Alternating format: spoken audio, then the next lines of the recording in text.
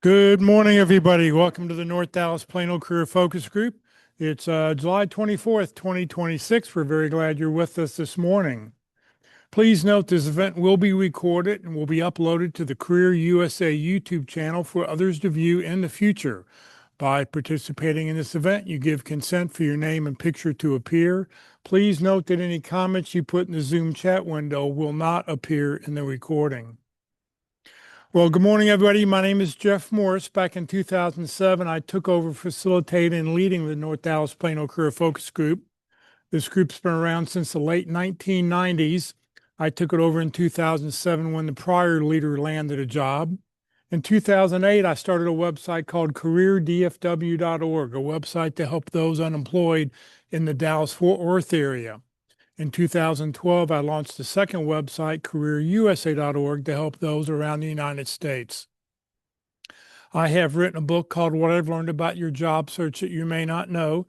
It is available on Amazon, or if you see me in person, I always have copies with me. And since 2017, I've been a member of the PIC crew, also known as the Practice Interview Team, and you'll hear more about them in just a few minutes. Our agenda this morning, we'll start out with success stories. We'll then go to 30-second introductions. We'll do those people here in the room first, and then we'll go to those people who are online. Then share job leads if we have any recruiters online with us. Then hear from the Interview Success Workshop, the Practice Interview Team, the Career Tip of the Week, and then our main event about the top of the hour. Well, we like to start the meeting off with good news. We have donuts this morning, so grab the mic and tell us your good news. Flip it on. Good morning.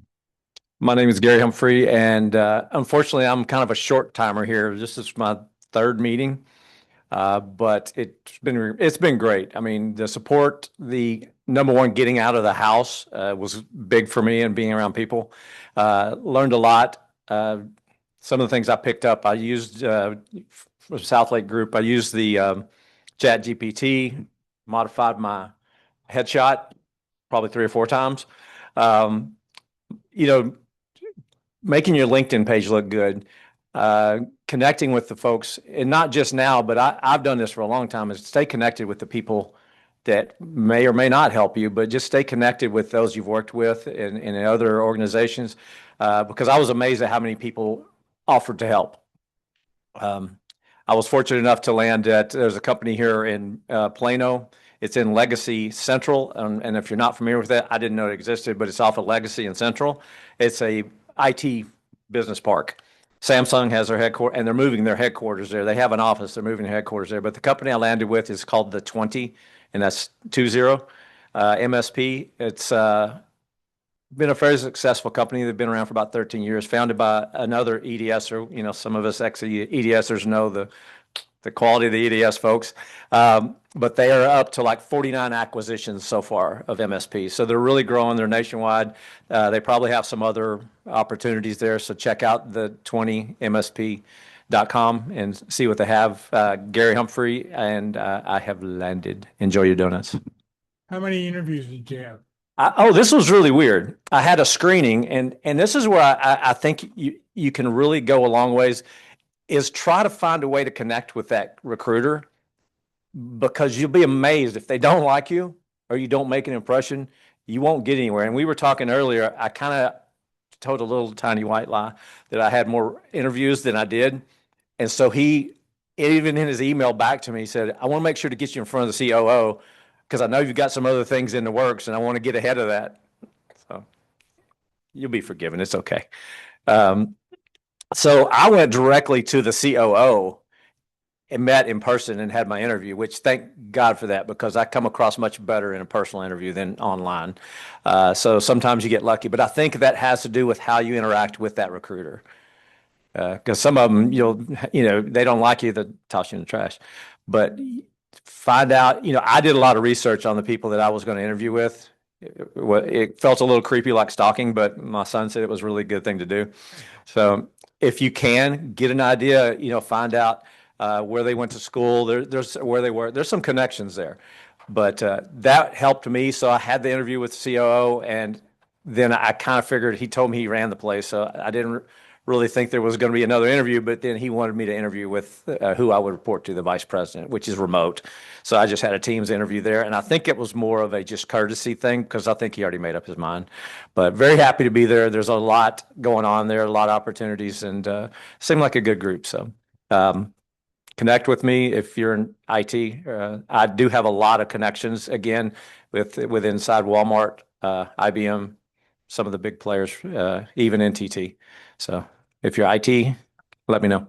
But again, Gary Humphrey, and I've not only landed, I've taken it off. So That's Okay. awesome. Very Uh, hi well, Gary, this is Vishal. Can I speak? Yeah. go ahead, Visa. Hi Jeff. Just want to what would be the name of the recruiter, or if I can have Gary's information on the chat, that would be great. So can maybe reach out to him. Oh, you want us to put the recruiter that he dealt with in the chat window? Yeah, if that's okay, or Gary's contact information, whatever works. Eric, Aaron Miller. yeah. Aaron Miller, two A's. So, Okay. all right. Any other landings to announce? By the way, the donuts looked beautiful. They were very nicely arranged. They did a great arrangement job on the donuts. Supervise what you're doing. Make it look good. So, yes, very great donut presentation. All right, let's move on here. Let's see here. And he starts on Monday. Okay. All right, so he was out exactly for 4 months. All right, for what we want to do now is for everybody, we've got 40 people online right now. If you will, open up your chat window, give us your name, the position you're looking for, the 2 or 3 target companies we may be able to help you with. Give us your email, your LinkedIn address if you'd like, your phone, and your city you're watching from. And if you have companies that you have connections that you can help somebody else, please go ahead and put those in the chat and let us all know how how we can do that. I'll put 30 seconds on the clock to get started.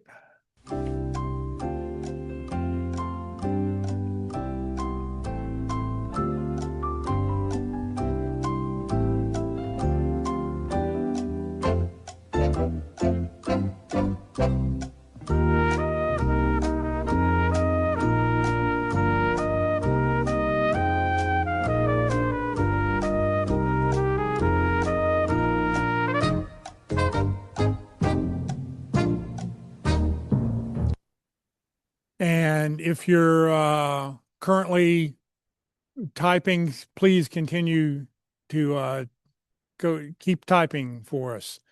All right, let me look here. I think me. All right. What we want to do now is do 30-second introductions for everybody who's here in the room. So if you will, come on down, grab the microphone, and we will do 30-second introductions for those people here who are here in the room. So come on down. Don't be shy. Come on. Come on. Come I'm on. not going first anymore, so y'all have to. Yeah.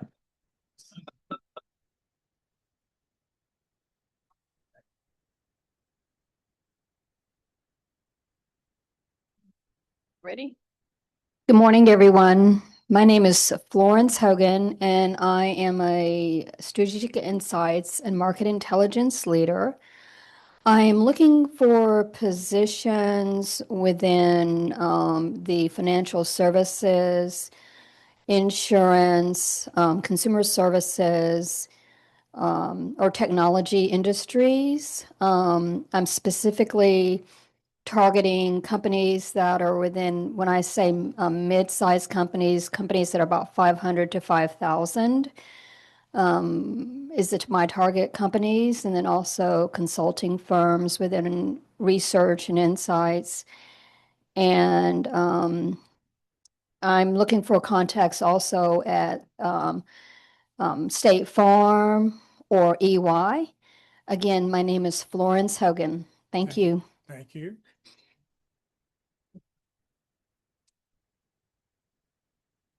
My name is Polly Dunn, Senior Administrative Assistant. I'm focusing on office manager roles. I thrive at creating systems that make everybody's life and job easier. Company that I do need a contact for is Weitzman, Weitzman, and my name is Polly Dunn. Thank you. Good morning. My name is David Turner. I'm an HR systems analyst. I've controlled access to the data of more than 300,000 employees across 86 countries using my expertise in success factors security. This week, I could use a contact at Baylor Scott and White Health Systems on the corporate side. I can potentially help with contacts at PepsiCo. My name is David Turner. Thank you. Good morning, everybody. My name is Mark Schneider, and I'm a brand marketer with deep experience in growing and building brands in the food and beverage industry.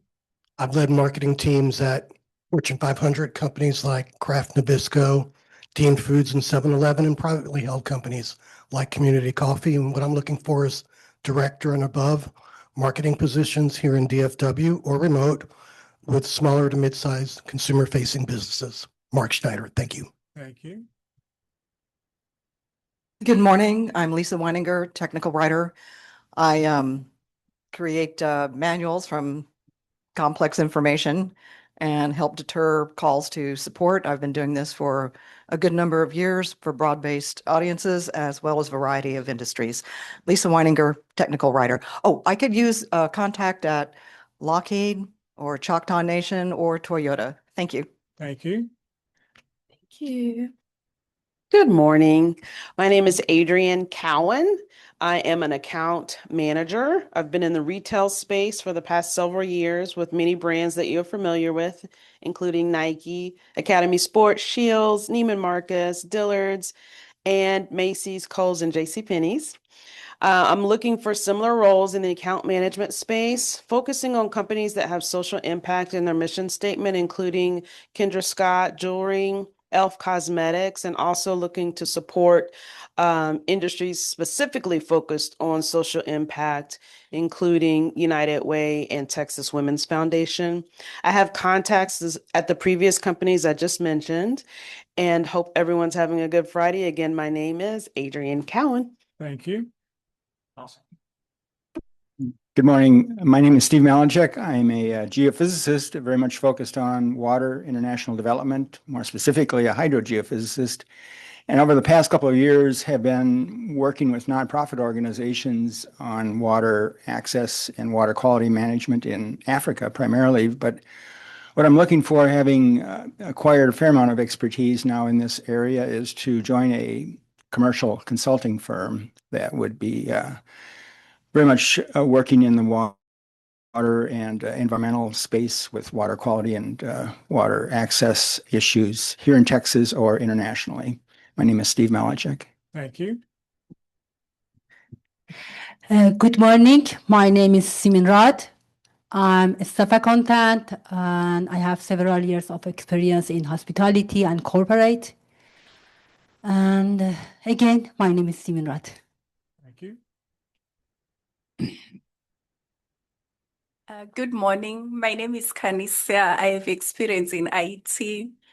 I've been working on data governance frameworks for the past 10 years. My most recent experience was at Charles Schwab. I worked there on a 12-month contract and it ended.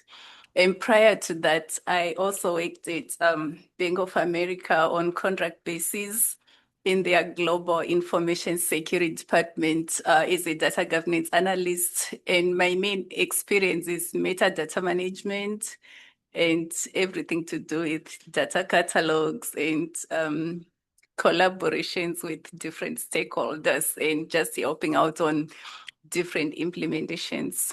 And again, my name is Kanisia Smith, and I'm targeting financial institutions, banking, or any IT companies in the Metroplex.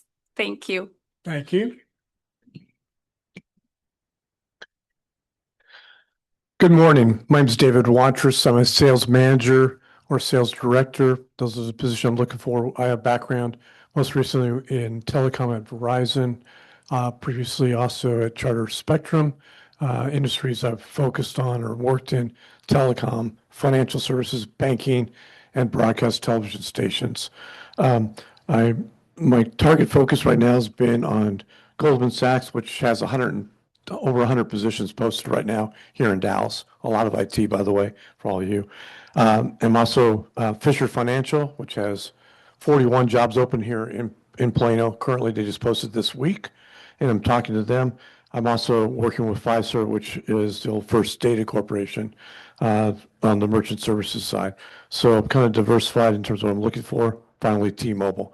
My name is David Watcher, so I can help you, especially on the telecom side. By all means, get a hold of me, send me something in LinkedIn or an email to david.waters@outlook.com. Thank you. Again, my name is David Waters. Thank you. Hi, my name is Jason Rice. I'm a senior software engineering manager, mostly with interactive UI UX, real-time 3D visualizations for simulators, training, video games. Basically what happens is I do 3D stuff, and if you do something long enough, they either make a law against it or give it a cool name. So the kids are calling it spatial computing and digital twins. So that's what I'm looking for, and I'm going to be nice to really nice to David over here because PepsiCo just listed a digital twin gig. Jason Rice, I've recently been in petroleum on the tech side. Great people. I loved working in that industry.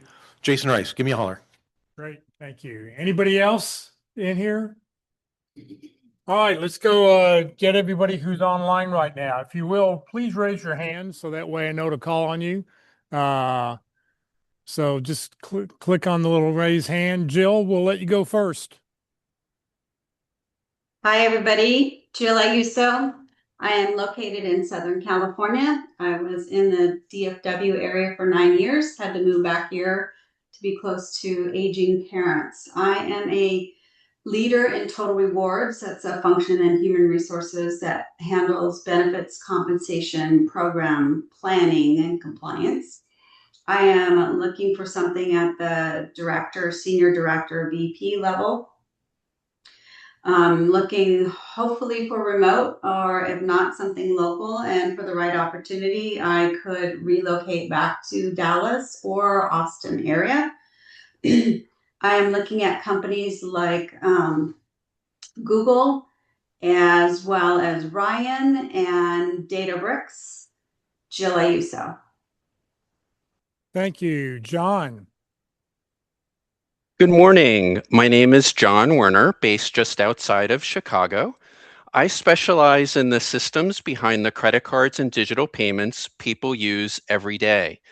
Essentially, I help banks and fintech companies solve the complex operational problems that slow their products down. Right now, I'm exploring program manager opportunities within banking or fintech here in the Chicago area, with a focus on companies like FICO, Synchrony, and PNC Financial Services. My name is John Werner. Thank you. Thank you. Jeff.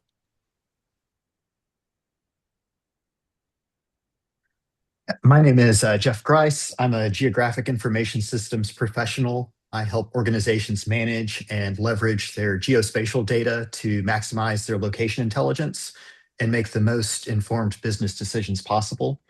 I've been working for an engineering company for the last 15 years, working primarily on railroad data, but I'm looking for other industries in like oil and gas, utilities, and other engineering firms. I could use a contact at Range Resources in Fort Worth or Atmos Energy. My name is Jeff Grice. Thank you. Steve. Good morning. My name is Steve Rowan. I'm a retired .NET developer. I've got contacts at Fiserv and the VA. My name is Steve Rowan. Thank you. Scott. Hi, everybody. I'm Scott Blazik. I am looking for outside sales I am a relationship-driven account executive known for winning new business, growing strategic accounts, and delivering consistent results. Companies looking at Bunzl, Caterpillar, or STC, if you have any contacts there. Again, I'm Scott Blazik. Thank you. How about the other Scott up in New Jersey?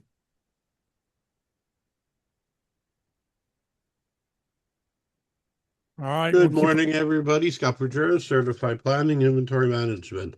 Looking for a supply chain job in central New Jersey or remotely specializing in inventory control or production planning. Scott Bergero. Thank you. Rihanna. Good morning. My name is Rihanna Karjaka. I have many years experience in being an analyst in the healthcare industry. I analyze healthcare data so that the information can be used to make strategic decisions at the company. My target company is Baylor Scott and White, and I would actually like something at Baylor Scott and White in Plano. I've applied to several positions, but I have no contacts there, so I have not gotten any responses. I have contacts at many healthcare facilities in the DFW area. Once again, my name is Rihanna Karjika. Thank you. Thank Enoch. you. Hey, good morning, everybody. My name is Enoch Fediplace, Senior Android Engineer. I connect companies to their clients through Android devices using the latest Android technologies, including Kotlin, Compose, and all of the Jetpack libraries, as well as AI tools. My name is Enoch Fediplace. Thank you. Calvin. My name is Calvin Nere. My job title is what was a digital workplace and client systems engineer. I'm looking for a job as a client systems engineer or a Microsoft engineer, system admin, high level help desk, really anything that pays, preferably remote, but I will drive if I have to. Live in the Dallas area, and I have contacts at Oshkosh Corporation, not to be confused with Oshkosh B'gosh, the clothing company. If you need a job there, I'm not sure if they're hiring remote, but hey, Wisconsin is a place. And that's it. My name is Calvin Nere. Thanks, guys. Thank you. Chandra. My name is Chandra Thomas. I'm based out of Garland, Texas. I am seeking an image review processor or administrative support assistant role. I don't have any target companies right now. Again, my name is Chandra Thomas. Thank you. Margaret. Hi, I'm Margaret Martinez. I'm a bilingual learning and development professional looking for a similar position, and I help organizations build stronger leaders, and I create training that people actually use, not just complete. I'm Margaret Martinez. Thank you. William. Good morning from the home of Texas's Stonehenge, everybody. My name is William McLaughlin. I'm currently seeking a business analyst role. And two of my target companies include Cinemark and GameStop. And another thing I wanted to share with everybody is that there's a big job fair coming up in Arlington on August the 6th. And there's the sign up is on myntxjobs.com. The list of employers will be available there as well. Advanced sign up is required for that job fair, so make sure you go on there and sign up. And again, my name is William McLaughlin. I will also be sharing links to some other events that may be of interest to you guys. Thank you very much and happy Friday. Thank you.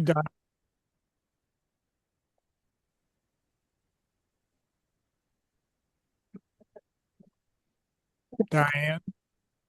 Hi, good morning, everyone. I'm Diane Lilly from Chicago, open to reload to the DFW area. My background is marketing, e-commerce, and sales, field sales, enablement, as well as really helping them move the needle to penetrate their marketplace. I've also worked in travel marketing for Abercrombie and Kent and looking also to my last job where I led a new loyalty program that tripled engagement in 1 year. My name is Diane Lilly, and I'm happy to help anyone. What I'm looking for is contacts at Alcon, Toyota, American Airlines, and Southwest. If I can help you, let me know. Reach out on LinkedIn. One thing that's working for me is watching my LinkedIn feed and who I'm connected to and where did they just land. So an example is I noticed I was connected to a senior marketing person who just landed at McCain Foods out of Chicago. I reached out to him, congratulated him, sent him a message and said, congratulations, Josh. Keep me in mind as you move forward in your new role. I'm looking for a new opportunity. He responded in 8 hours. Just a tip. I hope I stay on his radar, but I'll reconnect with him. I'm Diane Lilly. Happy to help. Thank you, Miguel. Hey, good morning, Jeff, from Salt Lake, Texas. My background is in financial planning and analysis, and I'm looking for a VP of finance, director of finance, or CFO of a smaller size company. My experience is most recently as a divisional CFO at Amazon, prior to that at American Airlines, and I do have contacts in both those companies. I need contacts this week at Caterpillar and Keurig Dr. Pepper, and my name is Miguel Castillo. Have a good weekend. Great. Thank you very much. Megan. Hi, good morning. My name is Megan O'Gorman. I am a senior HR generalist. I am looking for similar roles, HR generalist, senior HR generalist, or HRBP. I am looking for contacts at Elevate, Sherwin-Williams, and Cisco. My name's Megan O'Gorman. Thank you, Donna.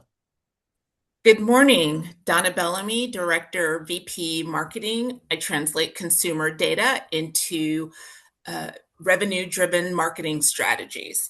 Target companies I'm looking for right now are Expedia, Mars Pet Care, or Ambridge Hospitality.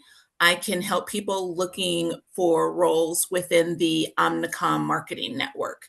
Donna Bellamy. Thank you. Thank you, Doug. Yeah, Doug Maxim. I'm looking for roles as a cybersecurity third-party risk management positions, particularly in large enterprises. I'm looking for contacts at Lockheed Martin and at IBM. And I have contacts at Raytheon Technology and EY. So the lady who mentioned EY earlier, ping me and I can set you up with some contacts. And my name is Doug Maxim. Thank you, Vishal. Hello, everyone. This is Vishal. I'm looking for roles in the technical BA, BI space product ownership, data analytics area. I am looking for I don't have any specific target companies, mostly in the automotive, financial, and insurance sectors. I'm looking to break through to the aviation, aerospace tech sector as well. I have some connections in the automotive industry that I can probably share, but and then I have staffing agency contacts which I could probably share. My name is Vishal Ishwar. Thanks. Thank you, Julie. Good morning. Happy Friday. My name is Julie Agarwal, and I'm located here in the DC metropolitan area. I'm an attorney, a corporate counsel, and a strategic advisor. I have over 15 years of experience bridging law, finance, policy, and government. I'm seeking an in-house corporate counsel position or a senior advisor or strategic advisor role in a banking, credit union, or a company, legislative, because my experience is transferable. So I don't have specific company or target companies. And I like to stay here in the DC area, and I am happy to help. if you have connections in the federal government, I was impacted last year, so I would appreciate any connections. And I did put my stuff in the chat. And again, my name is Julie Agarwal. Thanks so much. Thank you, Chris. Good morning. My name is Chris Duncan. I'm a project manager with over 20 years experience in the market research industry. I partner with clients and cross-functional teams to turn strategic priorities into organized on-time execution. I'm looking for a similar PM role, ideally in a nonprofit company. I don't exactly have a target list, but if you know of anyone, please reach out to me on LinkedIn. I'm Chris Duncan. Thank you. Great. Anybody else online who wants to do a 30-second introduction? Jeff, this is Sapna. Yes, go ahead. Hi, good morning, everyone. My name is Sapna Shah. I am a PMP and CSM certified project manager. I'm located in the Plano area, and I am currently seeking roles either on-site, hybrid, or remote in Plano, Frisco, Allen, McKinney, North Dallas, Colony. I'm looking for a project manager, project coordinator, or assistant project manager roles in the financial services. My current target companies are Susser Bank. So if anyone has a contact there, that would be awesome. My name is Sapna Shah. Thank you. Rosina. Good morning, everyone, and happy Friday. My name is Rosina Gallman, and I'm your Career Tip of the Week host. So I'll be back in just a few minutes. And I'm looking for a position as a Senior Talent Acquisition Business Partner, Senior Recruiter, HR Generalist, or HR Specialist position. And I need contacts at USAA, sorry, not US, TIAA Frisco, T-Mobile, or Gartner. And I have contacts at a variety of different companies. So as we connect, feel free to let me know who to introduce you to. Again, my name is Rosina Gallman, Senior Talent Acquisition Business Partner, Senior Recruiter, HR Generalist, or HR Specialist position. Thanks so much. Thank you. Ahmed.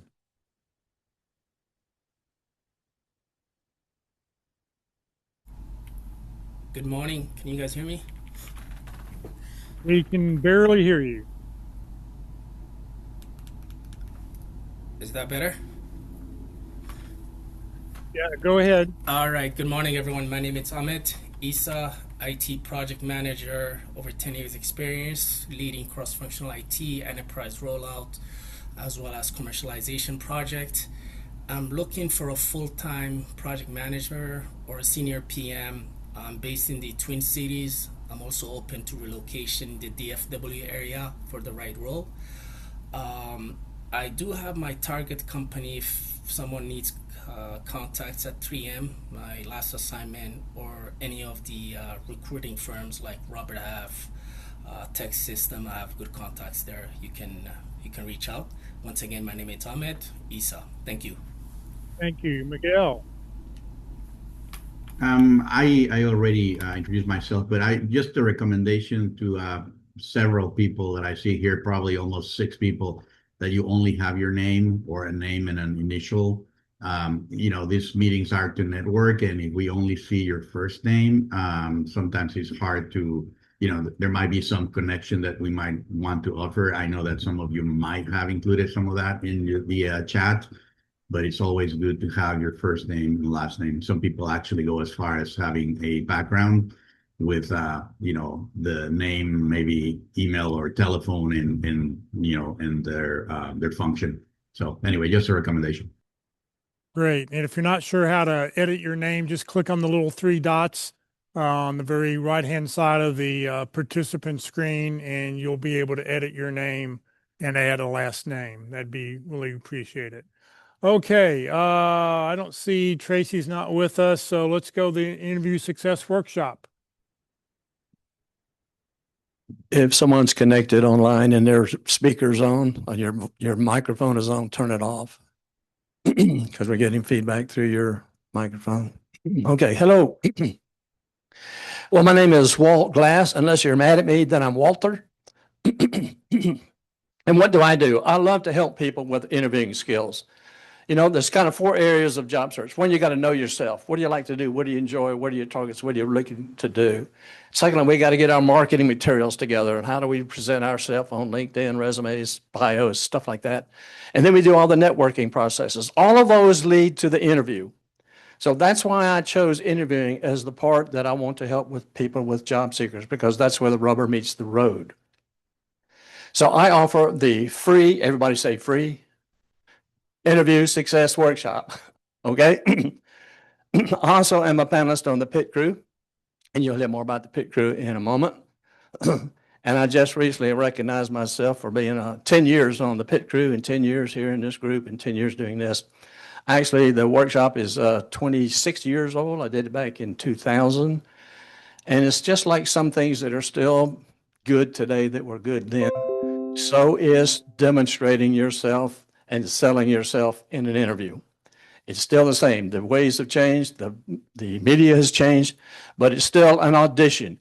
We are going to demonstrate who we are more than we can tell them who we are. So what is it? How do we do that? So it's a learning interview. It's not a mock interview. You can start over. You can stop and think about what you want to say. We're not a clever idea before you start talking. So the idea is we're going to talk about the 12 categories of questions, and we're going to look at strategies, structures, opinions, options of how we might answer that category. Not a particular type question, but we're going to talk about the type, not necessarily just that particular question. So I'd be glad to have you participate. So register online. If you go to my LinkedIn page, my phone number and my Yahoo email address is on my banner page.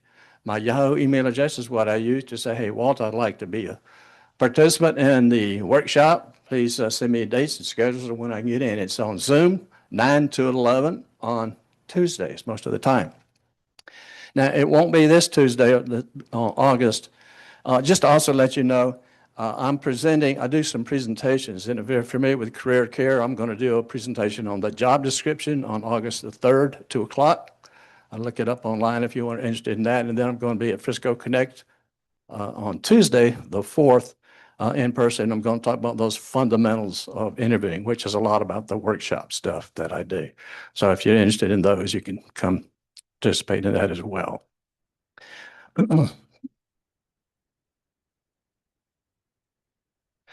I strongly recommend practice interviewing to get the job we are pursuing. So register for the workshop in the crew at Pitt. Take Nike's advice. Just do it. I'm Walt Glass. Great. Well, thank you very much. All right. Let's talk a little bit about the practice interview team. They meet every Wednesday from 1 to 3 o'clock right here in this room at Christ United Methodist Church in Plano. They meet in person on the first, second, third, and fourth Wednesdays of the month, or the fifth Wednesday of the month. On the fourth Wednesday of the month, like 2 days ago, they met online only. So that way anybody can watch from wherever via Zoom. So their motto is practice early, practice often. You can practice more than once. When your resume is just a hook to get that phone call. How well you talk to the recruiter and the hiring manager is what's going to get you your next job. So the practice interview team meets every Wednesday. There's usually 3 different interviews going on. And if you're just coming to watch other people being interviewed, you'll learn just as much. And you have the opportunity to see what they're doing well and what they're not doing well and how they can improve. So it's a great way to watch what's going on. If you want to register to interview, just send your resume and a job description to dallaspitcrew.com. All right, time for the career tip of the week. Good morning again, Rosina. Good morning, Jeff, and good morning and happy Friday, everybody. All right, this week's tip of the week, and in the interest of time, because we have a lot of folks on today. Ooh, yay.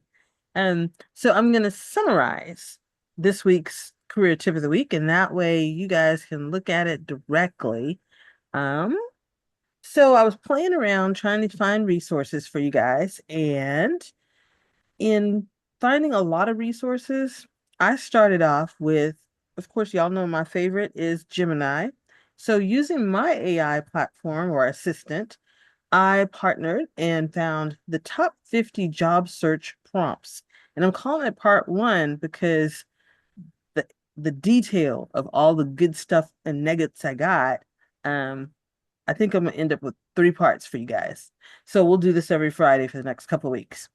So I started off with the prompt, please create a list of the top 50 job search prompts used across platforms like Gemini, ChatGPT, Claude, and Perplexity, and that also yield the highest results in finding a job by job title, job category, and industry. And so what I received back in results are to land interviews across competitive markets, top candidates don't just use generative AI as basic text generators. They treat they treat platforms like Gemini, ChatGPT, Claude, and Perplexity as a multi-stage talent acquisition pipeline. So the key is leveraging each platform's distinct core strengths. So Perplexity, the strength is real time. Oh my gosh, I can barely read. I'm so sorry. Hold on one second. Let me make this a little bit larger. So Perplexity, the real time web discovery, live you get salary information, mapping, and unearthing some hidden market data. With Gemini, you get deep Google integration, large contact research, and cross-referencing corporate intelligence. With Claude, you get human sounding authentic cover letters and nuanced robotic resume rewrites. And then with ChatGPT, you get interactive role playing, mock interview screening, and fast keyword extraction. So using those four and their deep specific research, this first 50 job search prompts, they're broken into 5 stages. So the first stage is market intelligence and role sourcing, and that's going to be broken out by job title and seniority mapping, and also by industry and category sourcing. The second stage is resume and ATS optimization. And so that's going to be broken out by resume tailoring and bullet rewrites, as well as advanced resume structuring. The third stage is cover letters and direct outreach. And that's going to be broken out by high conversation cover letters and direct networking and cold outreach.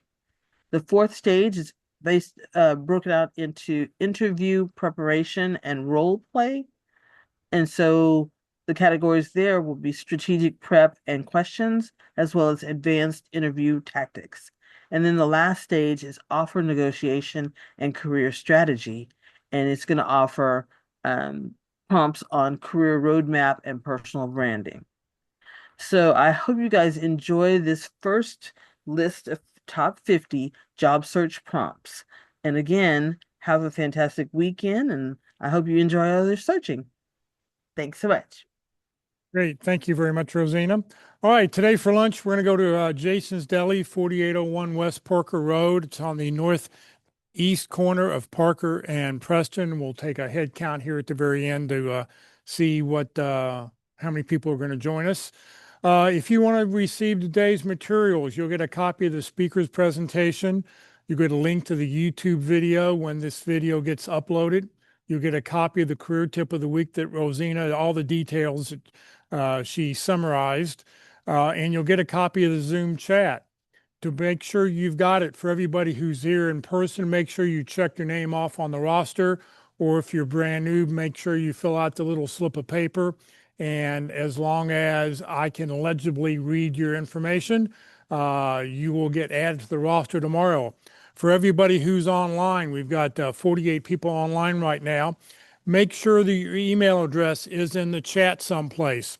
So as long as I can see your name, full name, and your email address, you will get added and you'll get this information tomorrow. Here are some people that I'm still looking for that have not given me email addresses. So if this is you, please let me have your email address so I can get you off of this list and get you added to the roster. All right. Nikki's going to introduce our speaker. Thanks. I'm going to come over here and use his computer though. Haha. Can you see me? I don't know. Anyway. Okay. Brian Galke is the founder of Subtle Skills and creator of the FACE method, a practical communication framework that helps people read others more effectively and communicate with confidence. A former regional vice president of sales who managed a $40 million portfolio, Brian now teaches leaders, sales professionals, and teams how to recognize subtle behavior cues that strengthen trust, improve conversations, and build stronger relationships. His engaging keynotes and workshops have helped organizations across industries turn better communication into better results. This is going to be fun. Okay. No pressure, Brian. No, that's fine. I'm trying this your way. This is interesting. I've never done it like this. Yeah. Okay. Yeah, I know. Go. Okay. Don't need that. So I'm going to take over here. Let me share my presentation. Oh. So I'm going to replace the current share. All right. We can see that, no problem. Let's check. Sure.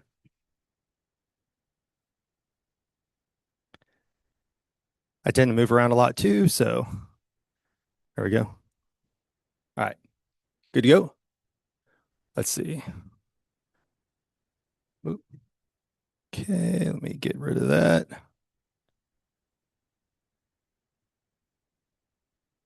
Okay, there we go. So my name is Brian Galke. That's one of the events I spoke at here at Go High Level here in Dallas. What I'm going to talk about today are the skills that actually helped me go from introvert on the help desk to regional vice president of sales. Now, a lot of times I start with a lot of backslides of the history. I'm going to buzz through those because I think instead of hype, we're here to help today. And I've been in y'all's shoes before. I was in corporate America for 21 and a half years, and I got let go with zero severance. And luckily, I had the passion of speaking on the side, because after 21 and a half years at the same company, I had no idea who I was. But because I started speaking for fun, I didn't feel distraught as soon as it happened. But I started applying for jobs. And look, being a speaker, you have to try and sell yourself all the time to brand new people all the time. So we're going to go over some of the skills that have really helped me. I'm a product of the product, meaning I didn't come up with this. What ended up happening is I met a gentleman in 2010 that changed my life. You guys are going to hear the story about him in here in just a second. But what we're going to talk about is how to understand other people in a completely different way. And when you learn to look at people differently, like I'm an introvert by nature, and so where do we live? In the prison of our own mind. But when you're focused on other people, you get into the present moment at the same time. So it is an absolutely just game-changing skill, and especially because we start off just like a lot of people are today on Zoom calls. So I'm going to recommend books on body language, things of that nature, because I think it's important for how your body language is as well as how to read others, but it doesn't really help you over Zoom. But faces do, because you can see what's going on in faces, right? So that's what we're going to cover today, is how to decode people by faces, body language, statement analysis, you name it. So when I walk into a room, I immediately know now when I see people, person number one needs more time, and I need to talk about everybody but them first. Person number two, I better get to the point very quickly. And person number three, it all depends on who I'm talking to. And what we're going to learn today is just what their faces tell you about them. And you guys will get a copy of this. I am picture heavy in my slides, so we're going to have to put it to a PDF, and we'll send it out a little bit later. But what we're going to talk about today is what are the drivers of how do we build rapport with people we've never met before? And so the whole goal of a lot of this is to get from on Zoom to in the room with real people. Well, the best part, like I said, over Zoom is just like the people looking here, well, they can't see my body language, right? We all went through COVID where we had like dress shirts up here and like workout gear down below. That's why body language doesn't really help when we're here.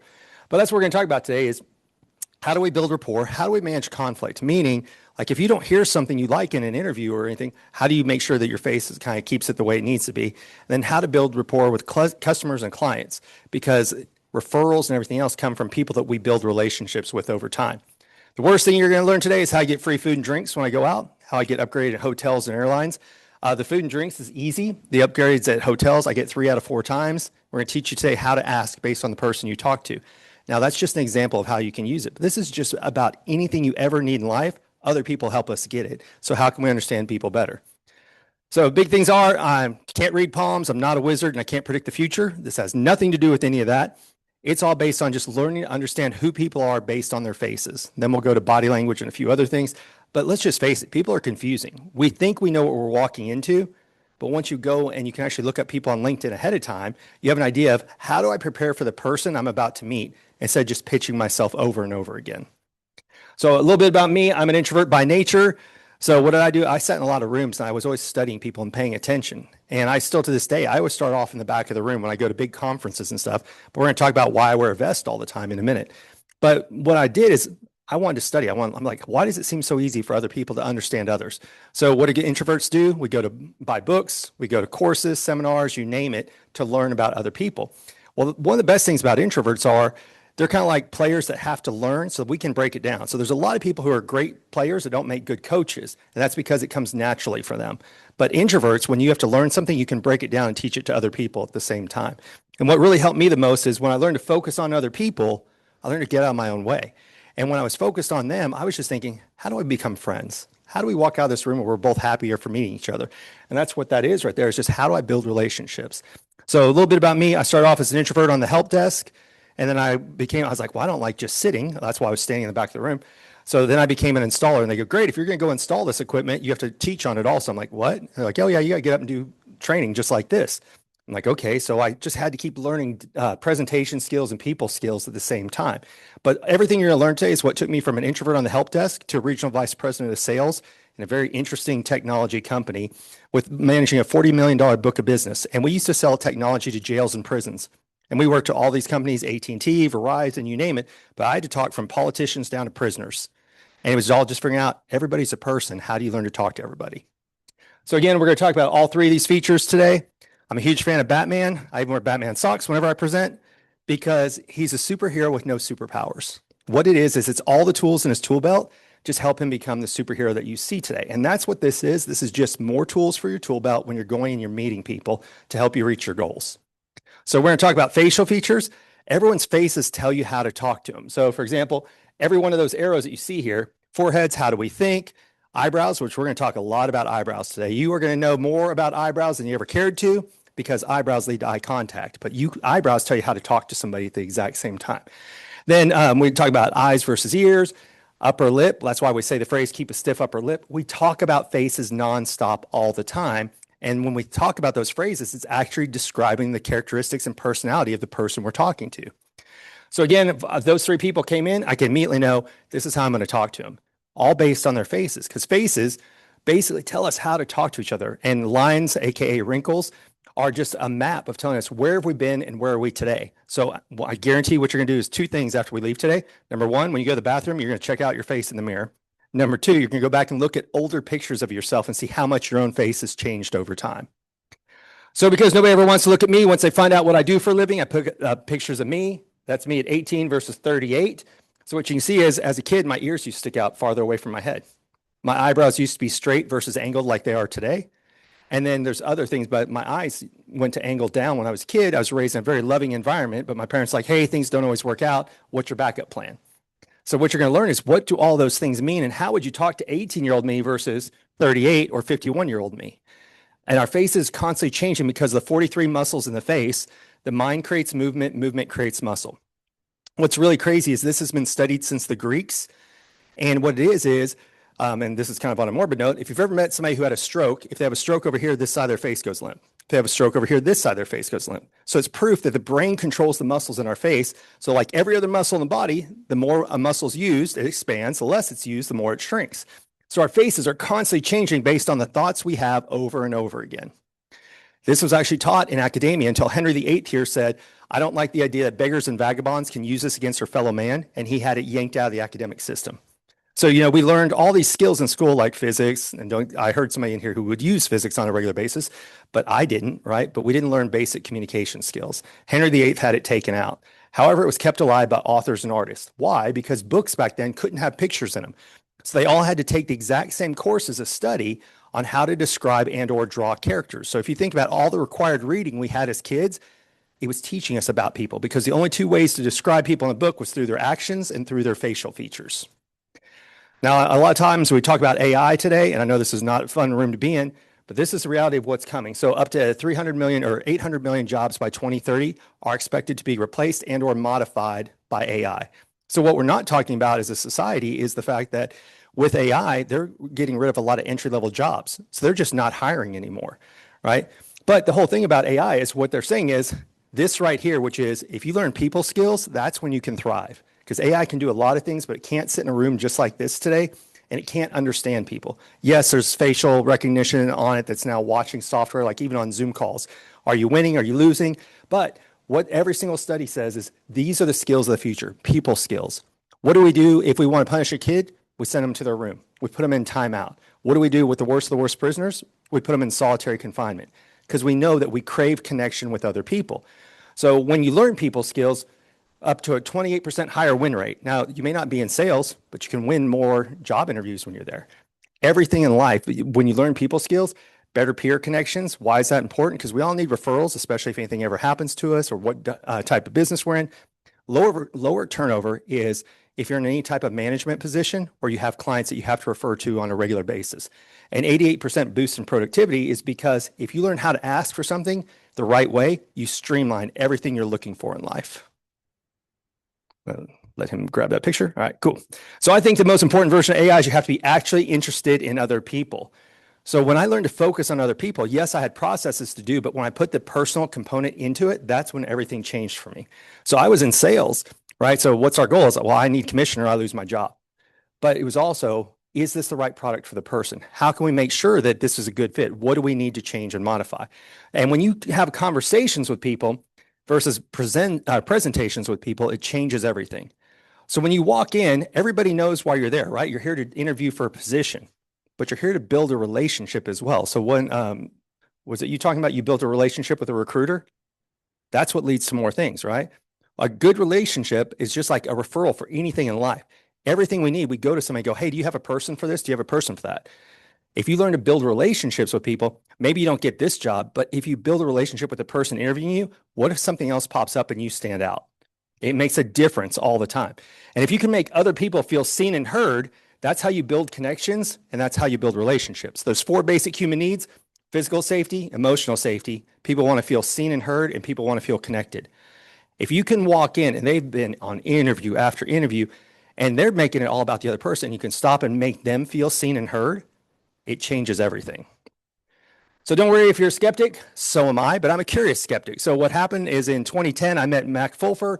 He was an attorney. I had a friend who came in from out of town. She said, hey, let's go to dinner. And I show up at the restaurant. She said, hey, I'm not going to make it. I'm like, oh, that's just lovely. I'm already here. She's like, no, you got to come meet this guy. I go, why should I come meet this guy? She goes, because he reads faces. And I go, yeah, that's a bunch of crap. I've never heard of that before. I'm not coming. And she finally convinced me to go because she was in from out of town. But I went with a chip on my shoulder. I thought, I know this guy's a fraud, so I'm going to prove it. So I've read books because I was doing presentations. If you guys do any type of presentations, read books on magic. The reason why is it's not about the trick. It's about how they perform the trick. That is one of the best things. If you're in sales, doing interviews, anything like that, read books on magic because presentation matters. So anyway, I'd read books on presentations and I thought, this guy's going to use Barnum statements. What are Barnum statements? Generic statements that apply to life. Like, oh, you've had a hard time in life. Who hasn't, right? Oh, you know a name, somebody whose name starts with, pick a letter. Because the human brain wants to connect those open loops. That's how Barnum statements work. So I was waiting. I was going to catch this guy's like, he's going to say the same thing, even though you guys have different eyebrows than you do. And when he went person by person, he was saying different things. And if two people apart had the same things, he said the same thing. I'm like, damn it, I can't catch this guy. And while he was still talking, so then he got to me. I thought, doesn't know anything. And when he was done, I was like, this guy's been digging through my trash. It was kind of like eerie on how accurate it was about just learning about me. Now, it doesn't tell me history, what I did for a living, but how do I think? How do I take in information? Just all kinds of things that you guys are going to learn about today. So here I am 15 years later. And while I don't find it to be 100%, it's in the high 90s. And I'll take that all day long when I'm meeting with people. Even if it was 20% better than you're doing today. Now, imagine 5 times more than that. So the way we'll end today is, if we have time, is we'll take some volunteers up. And the fun part will be, by the time we're done, I won't be the one looking at their face. You guys will. Because this is skills that you can walk out the room with, and there will be a cheat sheet at the end that you guys can download. That you can just start looking at people's eyebrows and eyes and figure out how do you talk to them differently. So the first question comes up all the time is, Brian, isn't this all just genetics? 60% of it is. So you're 60% what you inherited from your parents, your grandparents, you name it. The other 40% is epigenetics, and that is how does the outside world impact you down to a DNA level. Even identical twins will have subtle little differences in their faces. And it goes back to what we talked about before, is when you see this guy right here, right? We all know a guy like that, big upper body, little tiny legs. That is not genetics. That dude skipped leg day every day, right? It's just what muscles he chose to move. And so when you learn this skill, it's like just getting a new set of glasses on how you see people. So I have to turn it on. I don't immediately start walking up and going, okay, I'm going to analyze that person. No, but when I want to build rapport with somebody, I turn it on. So don't worry about this as going to somehow change your life in a bad way. It actually change your life in a good way. What I really loved about it, this was the first proactive skill that I'd ever run across in my life. Body language, got to be in the room, got to wait for you to move. Statement analysis, same thing. But what you can do is you can go and look up people on LinkedIn, or as soon as I hop on a Zoom, I start immediately looking at their facial features. Even before they ever say a word, I'm looking to see what's going on. But it's a tool that you can use both over Zoom and in the room when you're live with people. Now, because the fact that a lot of interviews and everything first start off at Zoom, I'm going to show you guys the simplest hack that'll change your life. And that is go grab a Post-it note, draw an arrow, and put it right here. So for those of you who are online, we're talking about this right here, this area. Because what happens is we're so busy looking down at the reaction of how we're doing on the interview that we're not making eye contact with the person we're talking to. When it's your time to talk, look at the arrow. It will change every Zoom call you have because it's giving people your time and attention when you're there.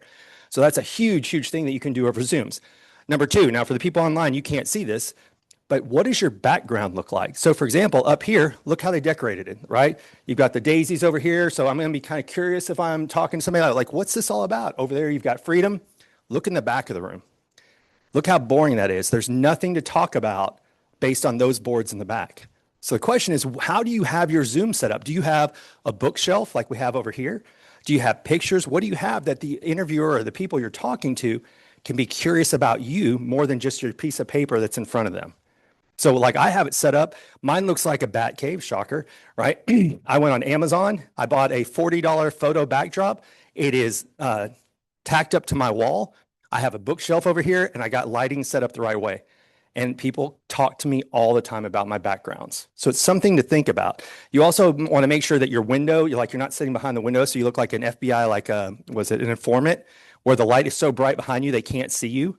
Like you want to set these things up like you're in a movie. Like how does it look? And it doesn't have to be expensive. It's just about the right angles when you're there. And the thing about it is you always want to be making eye contact, which is why we do the arrow that's there. That's what I also love about face reading is you're giving people your time and attention in a day and age where most people think this device is more important than us. This is an amazing device, connects me to the world, but it disconnects us from each other at the same time. Well, what really changed things for me is like I talked about, I was an introvert and I was given the worst advice in sales when I started. Oh yeah, I got moved into sales, not by choice. So I got pulled into the dark side. And what they taught me was everything wrong. And that was just talk about yourself and your product for the first 15 to 20 slides and not about the customer. And that once we learned to get rid of that, and I went from just talking about us to actually looking at the people in the room and thinking, I know what I want to say, but how would they best understand it? It completely changed everything for me. So again, when you can make people feel seen and heard, that's how you build relationships, referrals, clients, and customers for life. Cool thing is it works on pretty much everybody, complete strangers. Even before I walked in the room, as soon as everybody's walking in, I was just looking at eyebrows, eyebrow height, eyebrow shape, which you guys are about to learn, and other features, figure out how would I talk to this person? And then I feel like I'm meeting up with old friends instead of walking into a room completely cold. It also works, staff, coworkers, vendors, when you're negotiating contracts, you can get better deals if you learn how to ask and present information the right way. It also works in your personal life. So this is a business skill that can apply to any area of your life at all. Yes, there's even a dating course. I have one called Looking for Love in allthewrongfaces.com. And that one started during the pandemic because people kept sending me pictures. And when enough people bother you about something, you create a course so that they can leave you alone. It works across every type of industry. So I would say probably the most interesting ones I've done is I've talked to the Mississippi Engineering Society, not the liveliest of people that were there, right? But by the time we left and they were looking at each other and talking to each other, it changed everything. But the two industries that are really interesting is door knocking and automotive. Why? Because both those, first off, people knocking on your door have to get to your couch or your kitchen table to sell something. So they read books on body language, scripts, you name it. But faces, when people answer the door, they're like, yes, so body language is out. But they can still read facial features and figure it out. Same thing on car dealerships. Yes, sometimes people know who's coming in, but what you're also getting is just random walk-ins, and you have to learn how to build rapport with those people instantly. Oh, this is actually taught to juries for attorneys for jury consulting also. That's actually what my mentor did. After he was an attorney, he learned it for jury consulting. Then he walked away from his law practice and taught this all over the world. I was lucky enough to meet him in 2010. Here's the real advantage that you guys have that you probably didn't realize you have. With the information you're going to get today, you can go and look up people on LinkedIn ahead of time. And then you go to social media and you start figuring out, all right, when I'm going into this, I'm going to make this about the person, not just that I want the job, right? But how, that they feel good hiring me at the same time. So I always start off on LinkedIn, then I move to social media. Why? Because people don't update their LinkedIn profiles nearly enough. One of the things I recommend right now, I think you were talking earlier, you change yours with AI, make sure it still looks like you, not so completely AI. Like one of the biggest things of catfishing that's out there is we see an AI picture or a picture of you from 10 years ago, and then you show up and they're like, well, who's this person? It starts instilling doubt in people immediately. So one of the best things you can ever invest in is headshots every few months. And a lot of times, like I'll go to networking events where I know part of the price of admission is they have free headshots there also. So you don't have to go out and hire a photographer. Find events where people are going to be there doing headshots and update them when you can. When I go to companies, let's say I don't know who I'm going to meet with. Well, if I show up, I always get there 15 minutes early, right? Because you never know what's going to happen with traffic. I ask for the business card or the name pronunciation of the person I'm going to meet with. What I'm really asking for is who the hell am I going to go look up, right? And then I go and I look them up online, start thinking, okay, this is how I'm going to change my presentation for the person. So this is Sam Taggart. I wanted to be on his podcast and speak at his event, so I went and found him on LinkedIn. Every one of those facial features tells me something about him. And when we got done with his podcast, he put me in his book, and now it's part of training for all of his staff that are door-to-door salespeople, because you can learn so much about people based on faces. Don't worry about buying anything. This is just, there's a list of books I think everyone should read. So this is a resources page. It's books on body language, statement analysis, how to win friends and influence people. I think everybody should read the 5 love languages, Man's Search for Meaning. Any book that I've ever read that can help you on a communications front is there. So they're not my books. My book's coming out later. These are all the books that helped me get to where I am today. I'll leave that up for a second. And I do put out free content all the time on Instagram, TikTok, you name it. One of my latest things is I'm upgrading the flashcards. So my mentor's flashcards were great, but they didn't talk about how to use it in real life. So thanks to AI, that's one of the things I do. I use AI every single day. I go and write a post, then I put it in ChatGPT and say, make it sound better. I cut up things on Opus clips. I have the Ray-Ban glasses. When I'm on big stages, like in front of thousands of people, I take video from my glasses while I'm talking to people. So don't be afraid of AI. It can be your best friend. Okay. So the first place we're going to start is there's 3 basic ways that people learn things. Whoops. That's weird. I went to the wrong one there. So what we'll talk about first, I guess, is eyebrows. That's weird. We're going to have to come back to something in a second. Let me check one thing. Go out of here. Am I in the right one? Yeah, I'm in the right one. Okay. Continue to share. Whoop. Share. Go back into here. Give me 1 second. For some reason, it didn't look like the right PowerPoint, so I got out of it for a minute. Okay, let me go back to presentation mode. And we're going to exit out of here. Go back to Zoom, reshare. Okay, I should have gone to a different slide there. I don't know why I did. Anyway, that's why it was one out of sync. So what we're going to talk about first is the 3 ways that people learn. People are either auditory, visual, or hands-on learners. So if you guys have all seen the show The Voice, what happens is all the judges start like this. And if they like what they hear, then they turn around to see what the person actually looks like. So you may see 4 celebrities, 4 musicians. What I see is 4 people that were perfect for that job. Why? Because they all have large ears and small eyes. Every single one of them. And people go, yeah, they're musicians. Doesn't that just prove the point even more? So when you see people with larger ears and smaller eyes, those are your auditory people. So what you want to do is when you talk to them, leave them a voice text. Call them on the phone. You want to talk to them versus send them an email or text because they don't want to read it. They want to hear it. Now, I have friends that, like my friend Janine Driver, her book recommendations in there. It's called You Say More Than You Think. Everybody in this room should pick that book because it's how do you present yourself when you walk into a room. Great body language book. Anyway, she loves to leave me voice text. I hate voice text because I'm visual. But I know if I want to communicate with Janine, then I'll send her a voice text. Next over, how do you talk to them? You use sound words. So you say things like, oh, that sounds like a great idea. I hear where you're coming from. Hey, come listen to this. You use sound words with auditory people. Now, if people are saying, well, I can't see ears, I can't see ears, I can't see ears, you can still see, are their eyes large or small? So we're going to talk about all these things that you can look at and how you can communicate to people. So here you have a philosopher, an author, and an artist. Even though you can't see the first two people's ears, look how large their eyes are. Does anybody know who the third person is? Did he think ears were important? No, right? Cut one off, sent it to his girlfriend. So you can, right here, very large eyes, very large eyes, very large eyes. So when you see people with large eyes, don't send them voice text. Send them emails, send them text messages, send them memes. They love to see things. I'm your best friend if you send me memes. Send me voice text. I will read the voice text and begrudgingly listen to it after the fact. Same thing with voicemails. What kind of words do you say? Oh, I see what you say, what you mean. Now I get the picture. Hey, come take a look at this. When I'm doing this, this is where somebody will usually step in and go, Brian, this is manipulation. No, this is respect. This is like traveling to another country.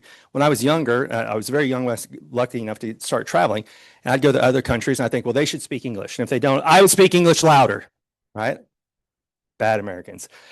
But what I realized is when I go to other countries, when I try to speak their language, they try to speak mine. It's a sign of respect. And that's all this is I know what I want to say, but I need to stop with the golden rule. Which golden rule is treat people the way I want to be treated. Instead, what you have to focus on is the platinum rule, which is treat people the way they want to be treated.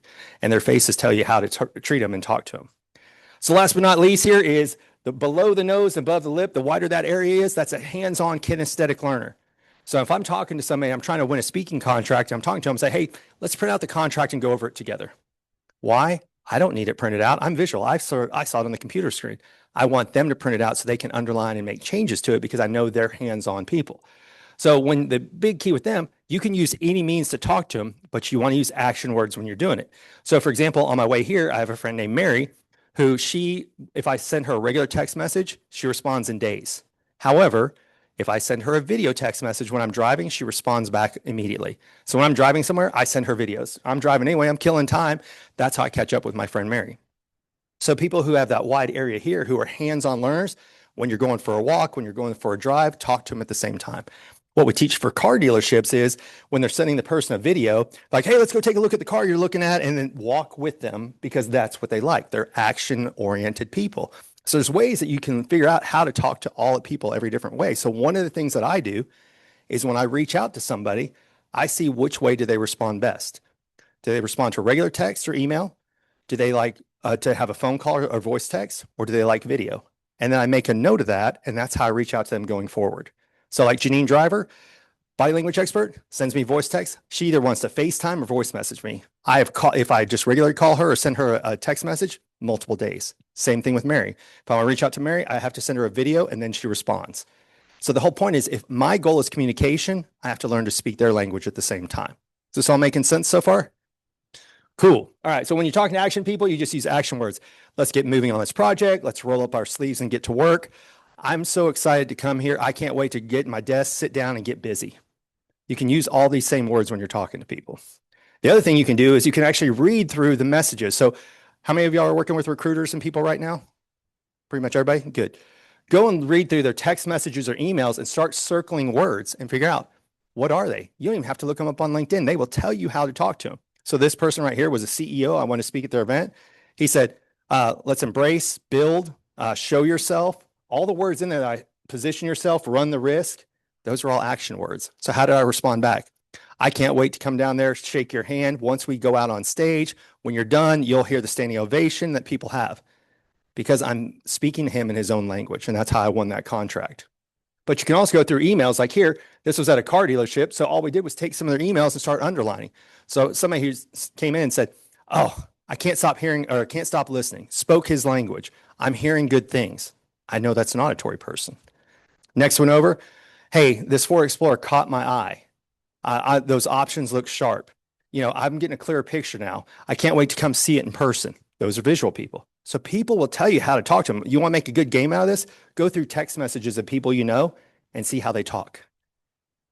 People will tell you exactly how to talk to them if you learn to pay attention to it. It's absolutely crazy. Oh, dang, I blew one of my slides because that other placeholder wasn't there. So what I was supposed to say is, how many of y'all think eyebrows are important? And people go, I don't know. Say, okay, go and Google people without eyebrows. I don't recommend doing it at night, right? Nicolas Cage, already creepy, creepier without eyebrows. I had a crush on her in high school. I would not right now. That's Angelina Jolie.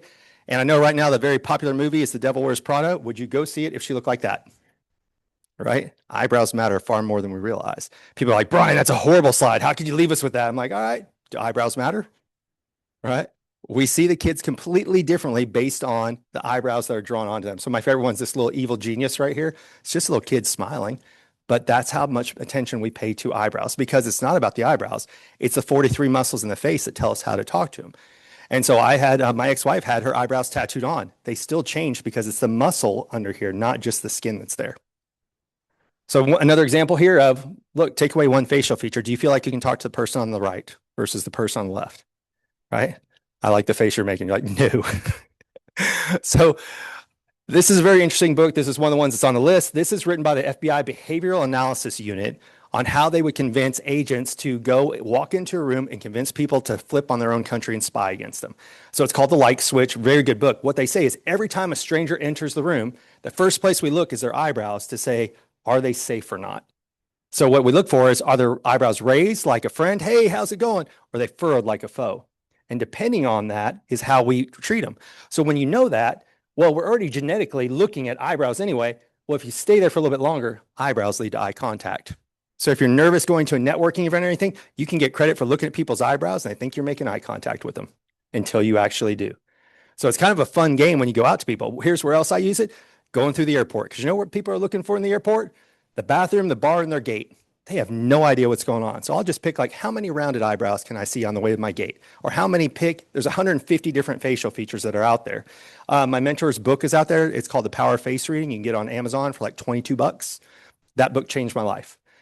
Now I'm going to talk bad about the book. It's an older book. It was done before that they were coloring and everything else. So it's a little bit hard to get going. That's why I recommend the flashcards first, because they make more sense. But anyway, good book.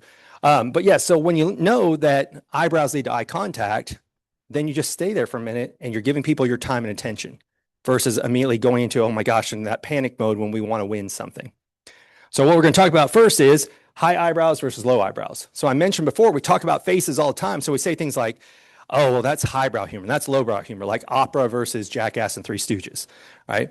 But what it's actually talking about is how high or low is somebody's eyebrows on their face. So the reason it's called highbrow humor is it's like when a comedian tells you a joke and you have to think about it and then you laugh. So it's something you don't immediately get. Lowbrow humor is instant physical comedy. So when you see people with high eyebrows, like the 4 people here, that's like having a speed bump in the middle of the street. So the higher the eyebrow is, imagine data has to race down somebody's forehead to get into their eye. The higher the eyebrow, I can only go so fast, go over the speed bump, and then try and speed up again. So what that means is these are people who need time to make a decision. It has nothing to do with intelligence. It's just constantly them going like this, well, I don't know. Well, those muscles are going to raise those eyebrows up over time. On the opposite side, like some of you guys have in here, is low eyebrows, right? That sit right above the eye. Those are your people you better get to the point as soon as possible. So the lower the eyebrow is, the faster you need to get to the point. So depending, if I have 30 minutes on a recruiter's calendar, if I see high eyebrows, we're probably talking for 25 minutes. If I see low eyebrows, I better talk about why I'm the best candidate in the first 5 minutes. And I've been doing this for 15 years and it's universal. It happens all the time when you're talking to people. So when we go in and do these presentations, we'd have to go into blind evaluation committees. We didn't know who would be on there. We had an idea, right? Because it's usually like IT director, HR, you name it. But when we walked in, if I saw that the majority of people in there had low eyebrows, we're deleting slides out of the presentation. So we had 2 presentations ready, a longer one for high eyebrow people and a lower one for low eyebrow people. So like some of you guys that have low eyebrows, you're like, when's Brian going to teach me something? We're getting there right now, right? But this is a universal one for everybody. So now you know the person with the highest eyebrow needs the most amount of time to make a decision. What number person needs the most amount of time? 4. Then what number? 3, yes. And then 1, 2, and 5 are pretty much the same. Now, it doesn't mean that I have to talk to number 4 the entire time and make sure she's happy. It's just who I say hi to first and talk to first. Then I move to the rest of the room. So when you start noticing about people, again, has nothing to do with intelligence. It's just who needs more time to feel comfortable making a decision. So now that we know about eyebrow height, we're going to talk about eyebrow shape. And what I mentioned before, that this surrounds us all the time. We don't even realize it. Even Legos knows there's 3 basic shapes of eyebrows. All right? I'm telling you, we're surrounded by faces without even realizing. So we've got straight eyebrows, angled eyebrows, and rounded eyebrows. Well, we all play the game, put the right peg in the right hole to win. Eyebrows tell you how to talk to people. This is the number one thing that people walk out the room and it instantly changes their lives. So when you see straight eyebrows, you get straight to the point. Facts, figures, data. They don't want any fluff or anything else. So who are the examples here? Well, look at that. Television shows and movies have been teaching us this also. Does the actor look like that in real life? Not at all, right? So movies alter the appearance of actors to get the character they want you to know. So what's Spock known for? Logic and data. Warren Buffett, look at that. Straight as can be, just like his glasses. What's he care about? Show me the numbers of the stock. That's what he invests in, not public sentiment about things. So when you see people with straight eyebrows, get straight to the point. Facts, figures, data. Angled eyebrows. What's my angle? Help me understand it first, then I can help the people that are in my life. So you saw me as a kid, I had straight eyebrows because I was on the help desk. I was a tech guy. Then when they became corporate trainers, like, oh, I have to teach this to other people. And what happened is it slowly became angled. Then as I became a speaker, it became more and more angled over time. So you help them understand it, then they can figure out how to help other people. Now, the good news is once you involve people with angled eyebrows, they become your biggest advocates. They give you the raving reviews, they give you the referrals and everything else once you win them over. And now who reads those reviews and referrals? People with rounded eyebrows. Because people with rounded eyebrows think about the people around them first and themselves second. So if I go in, I don't talk about why I'm the best hire and they're smart for hiring me. I talk about when I'm part of this team, the things that we can do with this company, I'm a team player. So you talk about how everyone else benefits except for the person you're talking to. So the examples I like to give here is Oprah. Why? Because the show was called Oprah, but did we watch it for Oprah? No. It was who was she going to interview and what was she going to do for her audience? Right? And then down here, Mother Teresa, look at those eyebrows. That's from a statue in Poland. Look how rounded those eyebrows are. So it's those three different types. So like I mentioned before, I get upgraded at hotels all the time because I learned how to ask for the upgrade based on who I'm talking to. So person number one, they have straight eyebrows. They get straight to the point. Is an upgrade available? That's it. As soon as I'm checking in. Hi, I'm Brian. Here's my driver's license. Here's my credit card. Can you upgrade me? Ask right away. Person number two, angled eyebrow. Hi, I'm Brian Galke. I'm a diamond member. Is an upgrade available? Why did I mention diamond member? Because they're thinking, what's their angle? They're helping somebody with status. And then the third one is, oh, that flight in was so long. That drive in was so long. I get kind of claustrophobic in small rooms. Is an upgrade available? I'm asking for one thing, but I'm asking three different ways based on who I'm talking to. And I get it 3 out of 4 times. I kid you not, my last hotel room in California was about the size of this room right here. Like I could have played hide and go seek with myself, and it was in outside of LA because I just asked. I said, you know, she had rounded eyebrows. I'm like, I get claustrophobic in small rooms. I'm going to be here for a few days. You know, I like to move around. Is an upgrade available? That's it. Right. So you just learn to ask based on the people you meet. So if this is a couple that came into an RV dealership and they want to buy an RV, so I have one product to sell, but I've sold it to 2 people. Which person would you start talking to first? Number 1 or number 2? Number 1, right? Because she needs the most amount of time. What kind of questions would you ask her about the RV? You guys want a hint? Who's going with you on the trip? Who are you going to go visit, right? Because you think about the people around her. Okay. Person number 2, does he make decisions fast or slow? What kind of information does he want? Facts, figures, data, towing capacity, miles per gallon, interest rate, payments. You're still selling one thing, but you have to win over 2 people. And this is the same thing. A lot of times when you're going on interviews, it's an interview panel. So when you're talking about certain specifics, like if these 2 came in to buy an RV, I'm talking about the specifics of the vehicle, gas, miles per gallon, you name it. I'm making eye contact with him. When I'm asking questions about where they're going, I'm making eye contact with her. So it's learning to speak 2 people's languages at one time. Make sense? All right. So person number 1, does he make decisions fast or slow? He's got higher eyebrows. So slower. Who does he think about? The people around him, right? Because he's got rounded eyebrows. What about person number 1? Does he make decisions, or person number 2, does he make decisions fast or slow? Fast. What kind of information does he want? Facts, figures, data. Absolutely. What about, oh wait, before I get to person number 3, what's really interesting about about number 1 and 2? You can't see their eyebrows, right? Because we choose glasses based on our eyebrows. Except for if you're like me and you have angled eyebrows, they don't make angled glasses except for the far side ones that you see, like those crazy cat lady glasses. Now here's a trick question. Person number 3, how does she think? She's got 2 different eyebrows, doesn't she? Yeah, so the bad news is, like when you start looking at people, you can say, oh, look, 2 rounded ones. Oh, 2 straight ones. Oh, what is that? That's because we're all a little two-faced. meaning that we have a personal side and we have a professional side of our face. So an easy way to remember it is if I asked you, hey, are you married? That's a personal question. Wedding ring goes here. This is the personal side of your face. Another way to remember it is it's the heart side. So if you're asking them a personal question, you pay attention to this eyebrow. If it's a professional question, you look at this eyebrow. So it all depends on what you're talking to people for if they have different eyebrows. So not everybody has symmetrical ones. A lot of people, I'm sorry, those are symmetrical, symmetrical, asymmetrical. So for her, it's an angled one at work, but a straight one at home. So you have to start looking at people, paying a lot more attention to them when you're talking to them. And this one was one that really, truly helped me when we got into the presentation mode. So not just how do I present the information, but what kind of way do I deliver the information? So there's 3 different types. The first one is people whose eyes going from the inside slit to the outside slit, if they angle up, they want to hear about the upside of things. So they want to hear about the features, the benefits. They want to hear about the awards you've won in the past, why you're the best hire for when you're here. Opposite of that is if their eyes angle down, they're worried about the downside of things.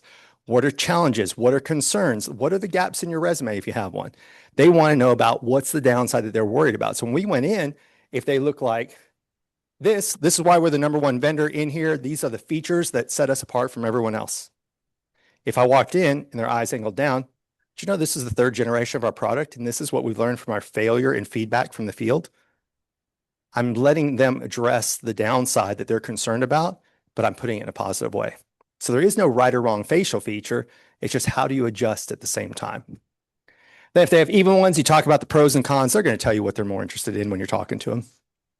So when you start looking at people, like person #1 here, which way do his eyes angle? Trick. It's actually even. It's because he's tilted his head. So what you want to do is you want to imagine if somebody was to correct their posture, which way would they angle? So if you were to even up his head, see how it's angling down, they're actually even eyes. Now see here, his angle down slightly and hers angle up quite a bit. So that's how you present the information 3 different ways. So person #1, pros and cons. Person #2, I'm going to address the downside. Person #3, I'm going to talk about the upside of hiring me. What are the best things I've had? The awards I've had, where I've been, duration, you name it. So you're just learning to share the information differently. Now, when you go into an interview, how do you know if you should keep it strictly business or get kind of personal? Well, when we tell people, hey, keep a stiff upper lip, where it's like, be stoic, stop talking. That's based on people who have thinner upper lips don't like you to ask a lot of personal questions until they start sharing the information. So it doesn't mean they'll never share. It means keep it strictly business until you get to that point. So what's that caused by is something known as lip suppression. So when we want to say something, but we don't, we go like that. So over time, continuously doing that will affect the size of the lip. So if you go to former communist countries, I've been to Romania, Bulgaria, Poland, the older generations have flatter lips because they couldn't have a public opinion without risking death. However, go to those same countries where now kids have grown up under freedom of speech, very full upper lips. It's also why that's the #1 plastic surgery right now is upper lip enhancement. So we just had Valentine's Day. Is it big, luscious lips or is it little tiny lips? It's bigger lips because bigger lips are seen as more approachable. So that's why that's the #1 plastic surgery it's done right now. So when you see people, if I went to a job interview and my interviewer looks like people #1 here with thinner upper lips, I'm keeping it strictly business until they make it personal. Now, when they ask personal questions, I'll open up. #2, they have both fuller upper lips here. So notice the upper lip is larger than the lower one. If I only keep it strictly business, they're going to be a little bit offended. Oh, so this is just transactional. You don't care about me as a person. So this is how you're going to change things when you're talking to them. For gentlemen, I recommend trimming your mustache so that we can see your upper lip, even if you don't have one, because if you're hiding it, it keeps people at bay. And then women, you can highlight your lips with lipstick when you're there. Okay, so this one is a trick one. Here, this is called the verbal affirmation line, AKA the desirability line in the book. What that is some people are pay, some people are title, and some people are praise. Anybody that has that line is a praise person. So when you get into leadership positions and you see an employee that has that line right there below the lip and above the chin, those are people who are driven by verbal praise over anything else. So I had an employee, he won a $20 million contract and the commission was good. He flew on cloud 9 for 6 months because he got an email from the CEO thanking him for all of his hard work. And that to him was more important than the money. So when you see anybody who has this line, just think, I need to fill that line with a sincere compliment. So instead of, hey, dinner was great, the chicken tonight was amazing. The more specific the compliment or kudos, the more that it goes to heart with them. So that's how, when you learn to meet people, how you can just figure out how are they wired? So how many of y'all have read the five love languages? Highly recommend it. So there's 3 of the 5 are on people's faces. Fuller eyelids are time and attention. The hands-on learners are kinesthetic, that's physical touch, and this is words of affirmation. So there's 3 of the 5 facial features, or 3 of the 5 are on people's faces to tell you how to talk to them. There isn't one for gift giving or acts of service. Okay, this one is, how do you handle or deliver bad news? The smaller the chin, the more difficult it is for those people to hear it. So what's crazy is if you saw a picture of me, I had a smaller chin when I was a kid. And when I got criticism, I would dwell on it for days, right? But after I got let go from corporate America, so I got divorced and fired within 4 months of each other. The divorce was my choice, the firing was not. So I went through a tough period of time, but then I started my own business. Well, you hear a hell of a lot more no's when you're running a business than you hear yeses. And so my chin has grown over the last 3 years. So it's kind of crazy. So if you look at 38 versus where I am today, my chin grew over time. But when you see smaller chins, just know, here's something good. Here's what we have to address. Here's how life is going to be better after we make that change. So it's kind of crazy, but when you see chins, just know the smaller chin, that's why we say take one on the chin, is how you deliver the news when you're talking to someone. So this is examples of, we talked before about how you can have 2 different sides of your face. Look at this person over here, like rounded eyebrow, thinks about his friends, coworkers, everybody else first, himself second. But look how far down that eye angles. Look at how deep these lines in his face are. Like this side, he looks like a happy guy. In the purple, for those of you who are online, the purple side over here looks kind of happy. Over here, not so happy at work, right? So that's how different we can be. So when people say, hey, I'm a different person at home than I am at work, it's actually kind of true. And you can see it on people's faces. The reason I put her picture up is you can't always rely on glasses. So look, she has rounded glasses, but she only has one rounded eyebrow. The other one's straight. So you can start with face or glasses from across the room, but as you get closer, look to see, do they both match their glasses or not? Okay. What's a warning sign? If you're in the middle of a conversation, you think things are going good, what you were looking for is, did I just flatline? What did I say or do that has caused them to try and shut me out? So when we're talking to people that like us, their lower eyelid starts to open up. So think of eyes like camera lenses. When people want to see more, we open up more. When we want to shield ourselves, we close it. So like if you're a kid and somebody points a rubber band at your face, what do? You like close your eyes like that's somehow going to protect you. It's because, and what do kids do when they see things they don't like? Right? We don't grow out as adults. So when we have lower rounded lids, those are people who are open to hearing what you're talking about. But if they have straight lids, you just flatline. Something you said or did has them trying to shut you out. So you have to stop and pause right there and think, what did I just say that I may need to backtrack on? So I was on a $40 million contract or $20 million contract with a state, and we were sitting going over line item by line item. We got to this one, and my contact and the attorney's contact eyes went, whoosh. I'm like, oh, that's not good. Well, I didn't say, hey, I saw your lower lid go straight. Instead, I said, it seems like something didn't quite sit well with you guys on that last one. So do you guys want to go back over it? And they're like, yeah, the way you answered it, we have to disqualify you and move on to the next vendor. I said, well, hold on. What questions did you have? And we were able to clarify what they misunderstood. But if I didn't know about that little going flat, we would have lost the contract. And what you're doing is you're giving people eye contact at the same time. So looking for these little things keeps you engaged with people at the same time. What other things to look out for is when people frown with their mouths here, they're trying to keep their words in. They don't like something. So, they don't want to escape. So those are things to look at also. So the easy acronym for FACES is just remember, find, assess, convert, and express. Find a feature, right? Then assess and recall, what does it mean? And think, are they the same? Do we have the same facial features? Do they have angled eyebrows? Then I don't have to change anything. Then you express it back to people. So face, find, assess, convert, and express. And that applies to body language and everything else as well, which we're about to jump into. So we talked earlier, go look up on people's social media, read through the text messages, emails. We talked about how to do Zoom, how you can use it in the room. But this is what's really important. And that is, once you get in the room with people, these are all the things you have to think about. Timing, place, room layout, tone when you're talking. What does your body language say? Do you smile? Is this a standing meeting or a sitting meeting? All these things come into play when you're talking to people. Are you tilting your head to let people know you're listening? Are you nodding while you're talking to people? These are all things you have to think about. So the first one I like to talk about is, are you dressed for success? So when you're going for an interview, are you matching who they hope to hire? Sometimes people think, I got to go in a 3-piece suit. Well, if you walk into somewhere that they're in flip-flops and Hawaiian shirts and you're in a 3-piece suit, it's not the right fit. So it all depends on what you're going to as to what you dress for. So I'm doing work with international clients right now that we're doing Austin, Atlanta. I did France and Germany the other day. I could just wear a polo to that. I actually wore a black V-neck shirt, which I wear 90% of the time when I'm not presenting. But then when we did Hong Kong and Japan, they said you need to wear a formal dress shirt and tie because it's all based on who you're talking to. So it's who you're going to go meet depends on how you dress for it. Me, I started wearing a vest because I run way too hot to wear a suit jacket.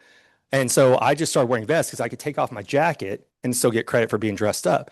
But what happened is it became part of my identity. So you'll never, or well, not never, you'll hardly ever see me speak without a vest on for two reasons. It's my uniform when I go to work. It's my bulletproof vest. You guys can't hurt me when I'm wearing it. Now, the third thing is I get known for it. So like I went to an event I wasn't speaking at last week and people walked up to me like, oh, are you speaking? I can't wait to hear you. I said, I'm not speaking today. But people recognize me from the vest. There's a lot of bald-headed guys out there with beards, but the vest makes me stand out. So is there something that you can wear to stand out when you're going to all these things that people recognize you over time? So what I think is also important is how do you read the room? So the first part is when you walk in, you're setting the tone, right? Because you're coming in to want them to want you. So when you walk in, are you squinting? Well, if you walk in squinting, you come across like a foe because that's what predators do. They walk in, they squint, they scan the room. So if you need glasses, go get your vision checked or wear your glasses to an interview. Because if not, you end up looking like the person right over here. Now, what does that look like in real life? Who would you rather talk to? The person who raised their eyebrows like a friend, like, hey, it's good to see you. Or the person who walked in like this. I was guilty of this before I got a PRK done, which is like LASIK, but without the cut. I didn't realize I was squinting all the time. And that's resting you know what face. Without realizing it, I was setting off people like I'm a foe instead of a friend. So this is what you want to look like is eyebrows raised versus this. What does it look like in real life? Who would you rather talk to? Right? So when you're walking into a room, you just got to think, raise your eyebrows up. Like, hey, it's good to see you when you walk in. What's the other thing to do? Smile. Because when you smile, you're seeing it's more attractive, more confident, you name it. And then when you smile, it also releases endorphins that kind of calms you down at the same time. Now, the side benefit is that is we have mirror neurons. So if I get up here and yawn, we want to yawn, right? When we smile, other people want to smile too. And I'm guilty about this. Like I'm up on stage, I'm talking, I get so into the talk, I forget to smile. I just look like an angry, grumpy person up on stage. I get the pictures back there, and I'm like, that was a fail. So you have to try and smile as often as you can because it helps the people you're talking to and yourself at the same time. And then the third one is you want to tilt your head a little bit to show people your carotid artery. So as a species, look, language has only been around for so long. Body language has been around longer. But when we show this, it's saying, I'm not a threat to you and you don't scare me. Because what we do is when anybody comes that we're scared of, we do like this and we cover our carotid. Or if you see people that are shocked, they go, oh my, they're covering themselves, right? So when you do this, you don't want to look like this guy here, like you broke your neck. It's just more of a slightly tilt your head. That says, I feel comfortable in this room. So when you walk through every single door, think eyebrows raised, tilt your head and smile. They actually teach that in that book, The Like Switch that you guys saw. That's what they teach to people in the FBI when they walk into a room, because nobody wants like, great, the FBI is here. This is awesome. So they teach everybody to walk through that door like this. Hey, how's it going? And start the conversations to put people at ease at the same time. How are you standing? You don't want to walk into a room. Hey, thanks. It's been great to be here today. This looks like nervousness. This is dangerous because you don't know what's going on in the back of their hands. So what you want to have is your hands out of your pockets and ideally showing the palm of your hands as often as you can. They did a study of all the best TED Talks, and what they showed their hands the most are the ones that got the most likes. So you don't want to stand like this the whole time, right? That's just awkward. But you want to show people your palms, and this is what's known as the zone of influence. So are we running up on time? We're good? Okay. How you sit, clothing appropriate, same thing. Don't immediately sit in and cross your legs. It starts off. Try and have open stance. And then over time, I cross my legs all the time once I get comfortable. Same thing. Once I'm up talking to people, I'll cross my arms. I do podcasts like this. It's not because I'm closed off. It's because sometimes my back hurts or I stand a lot. It can be cold in the room. So don't misjudge that. Be who you are. You just want to be open when you first meet people. Then what does their body language say? So a lot of people, and this one drives me nuts, they learn mirroring and matching, and they go in and they use it all completely wrong. So anybody who knows what mirroring is, it's where you look at somebody and let's say he's got his hands like that. So I look at him, I go, okay, I'm gonna do the same thing with my hands like this. People catch you doing it, right? So I don't try and force to mirror people. What I do instead, because like the person here, oh, I see you crossed arms, my arms aren't crossed, I cross, hey, look, did you see my arms are crossed? People catch that, and it's called a tactic known as a tactic blown. meaning that you've just broken all the rapport you built because they feel like you're trying to mimic them. Nobody liked when we were kids when we had a copycat. When people catch you doing that on purpose, it's out the window. However, what I do is anytime I pay attention to something and I see that we're matching, it's a mental high five. And sometimes that's what we need to keep going. So if I'm talking to someone and we both happen to reach for our drink of water at the same time, we're in rapport. If we happen to do anything else at the same time, we're in rapport. If we're sitting and we're subconsciously mirroring each other, I just go another check mark. That's all I'm doing is looking for more and more check marks for the win versus trying to force something over time. So legs crossed towards each other, good. Now you don't interview a whole lot like this, but you get the idea, right? When you're sitting near people. When you're sitting, crossed arms and crossed legs are another win sign. So it doesn't have to be, so mirroring is where it's an exact mirroring. Matching is how do we match in different areas? Then you start looking at people when you're out and you're at networking events, make it a fun game. Where are people doing all the networking wrong? So you'll see there's a lot of people doing it wrong versus people doing it right. So what are some examples of that? If somebody's coming to talk to you, talk to them. Like if they catch you in a networking event, don't stand facing like you're this way and Jeff is sitting right here, right? You turn to face Jeff when you're talking. Now, what I don't want to do is I don't want to square up to Jeff shoulder to shoulder because that instantly sets off that we're going to fight. We're still a species. We're still developing. So when guy to guy, shoulder up, we're squaring up to fight. So you just want to be just a little bit off when you're doing it.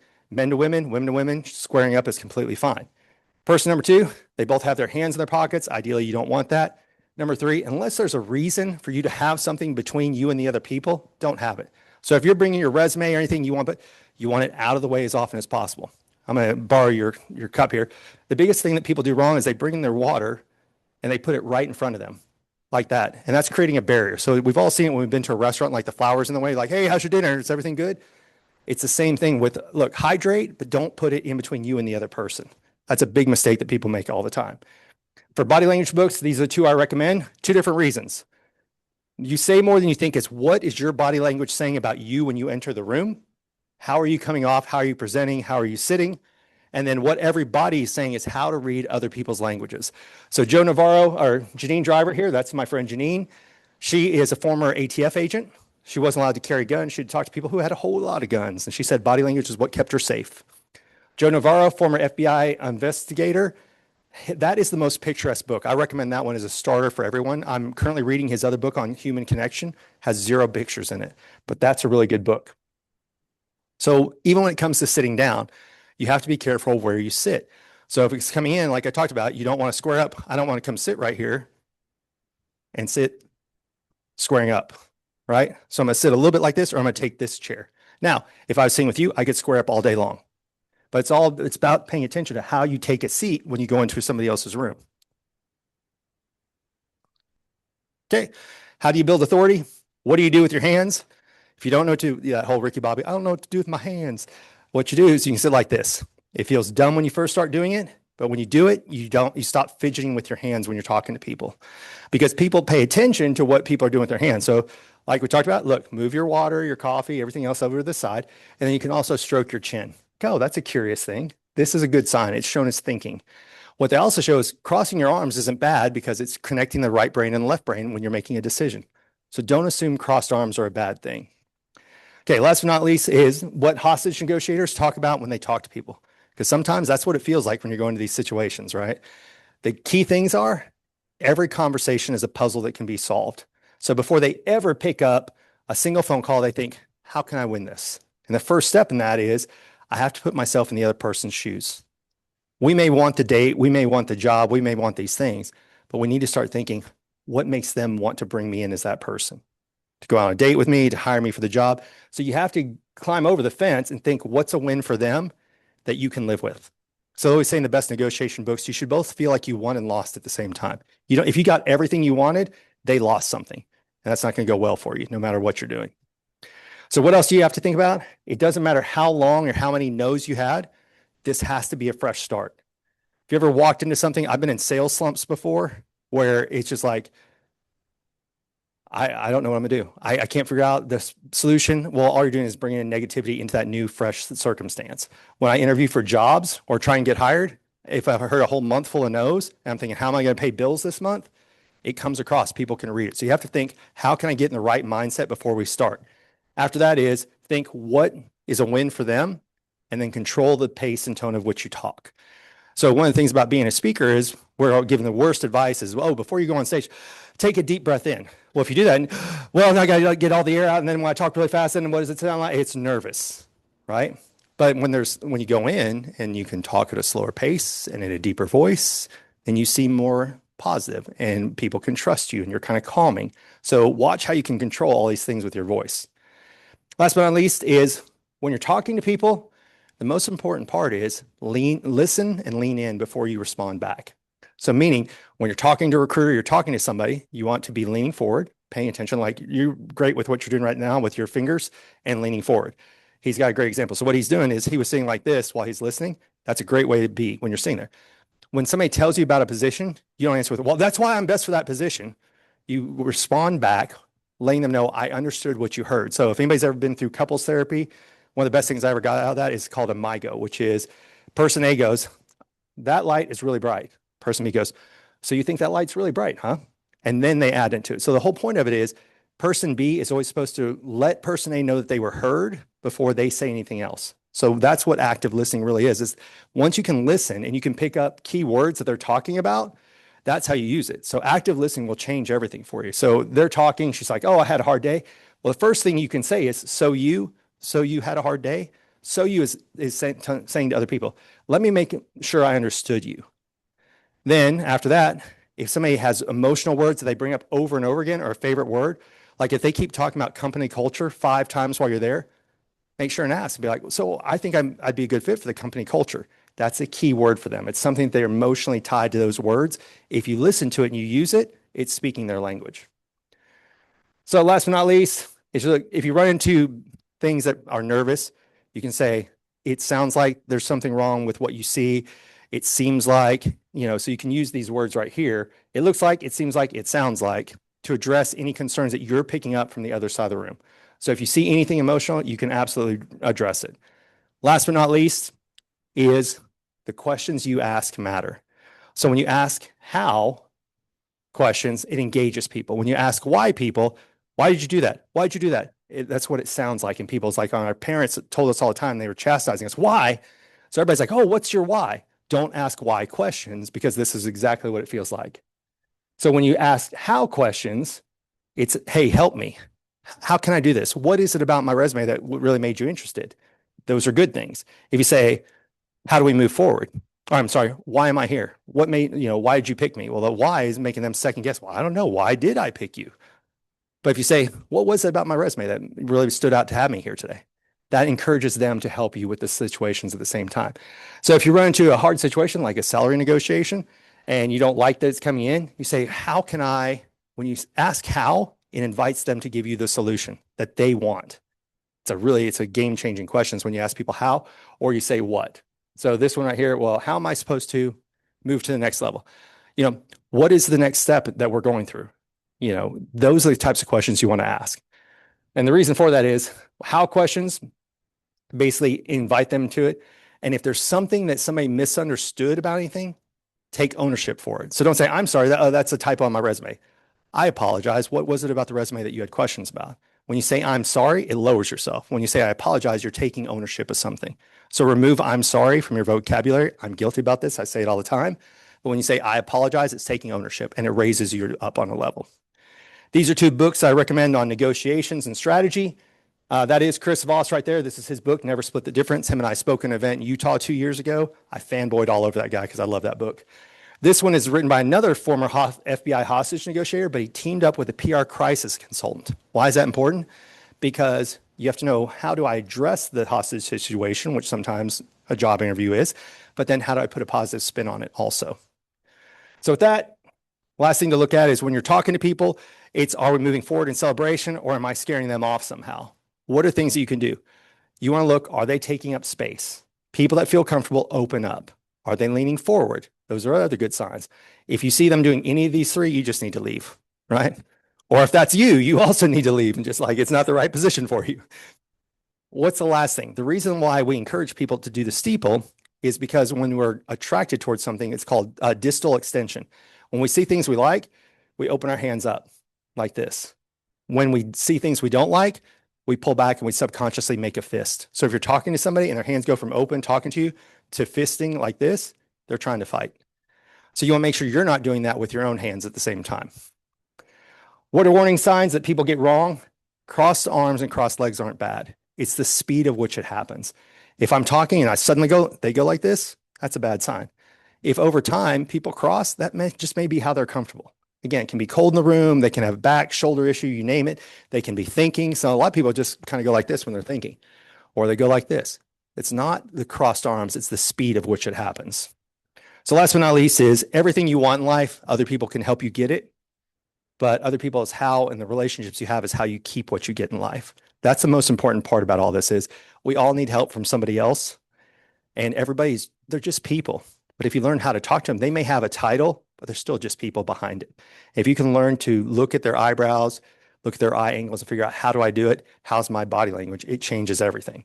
So this is a study, and Nikki and I talked about this the other day. So if you go and look at intelligent.com, December 2023, they asked, what's the hardest part about hiring kids right out of college? Because I don't see any kids that are right out of college in here, right? So let's just be honest, we're up there in age.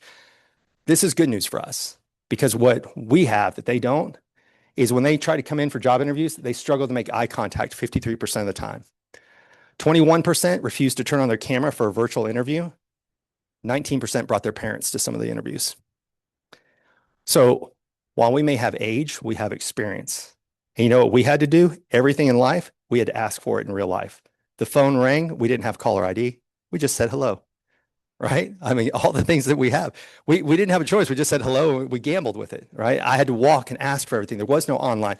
What we have to look at is kids through this device, they can order dinner dates and drivers without ever talking to another person. So what we have with our age is we have experience and we have communication skills. And if you really hone that out, that's how you change things in the room, is you can communicate where people want to be around you instead of going, I don't want to talk to the person who can't even make eye contact with me the entire time. So with that being said, I'm not bashing on kids. We gave them the devices that created that illusion. Like I have a 9-year-old. Look, she gets on her tablet. It's fine. Some days it saves my sanity. However, like we went to, there's a great place in Grapevine called a Brunch District. And she ordered her food and it came out wrong. She's like, Dad, it came out wrong. It's like, well, you need to tell them. So my rules for her are when we go out somewhere, she has to order her own food.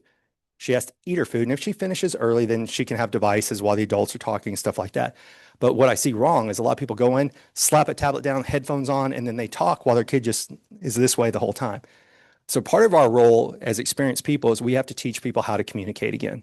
So everything you learn today, teaching is learning twice. If you teach somebody else what you learned today, it helps it make it more ingrained for you. And when you ingrain it, it just makes you a better person overall. So last but not least, like I talked about, today's just exposure. I'll pop up a QR code that you guys can download a cheat sheet here in a minute, or I'll pop up the other QR code. And then you have to go and gamify it. Pick somebody from here. Like when you guys are at Jason's Deli today, think about the person. Like you guys all order your food and then go back and go like, how would I have talked to the cashier or the person delivering my food? Because the best place to practice it is actually with people in the service industry. So what you can do is you just start thinking, how high or low are their eyebrows?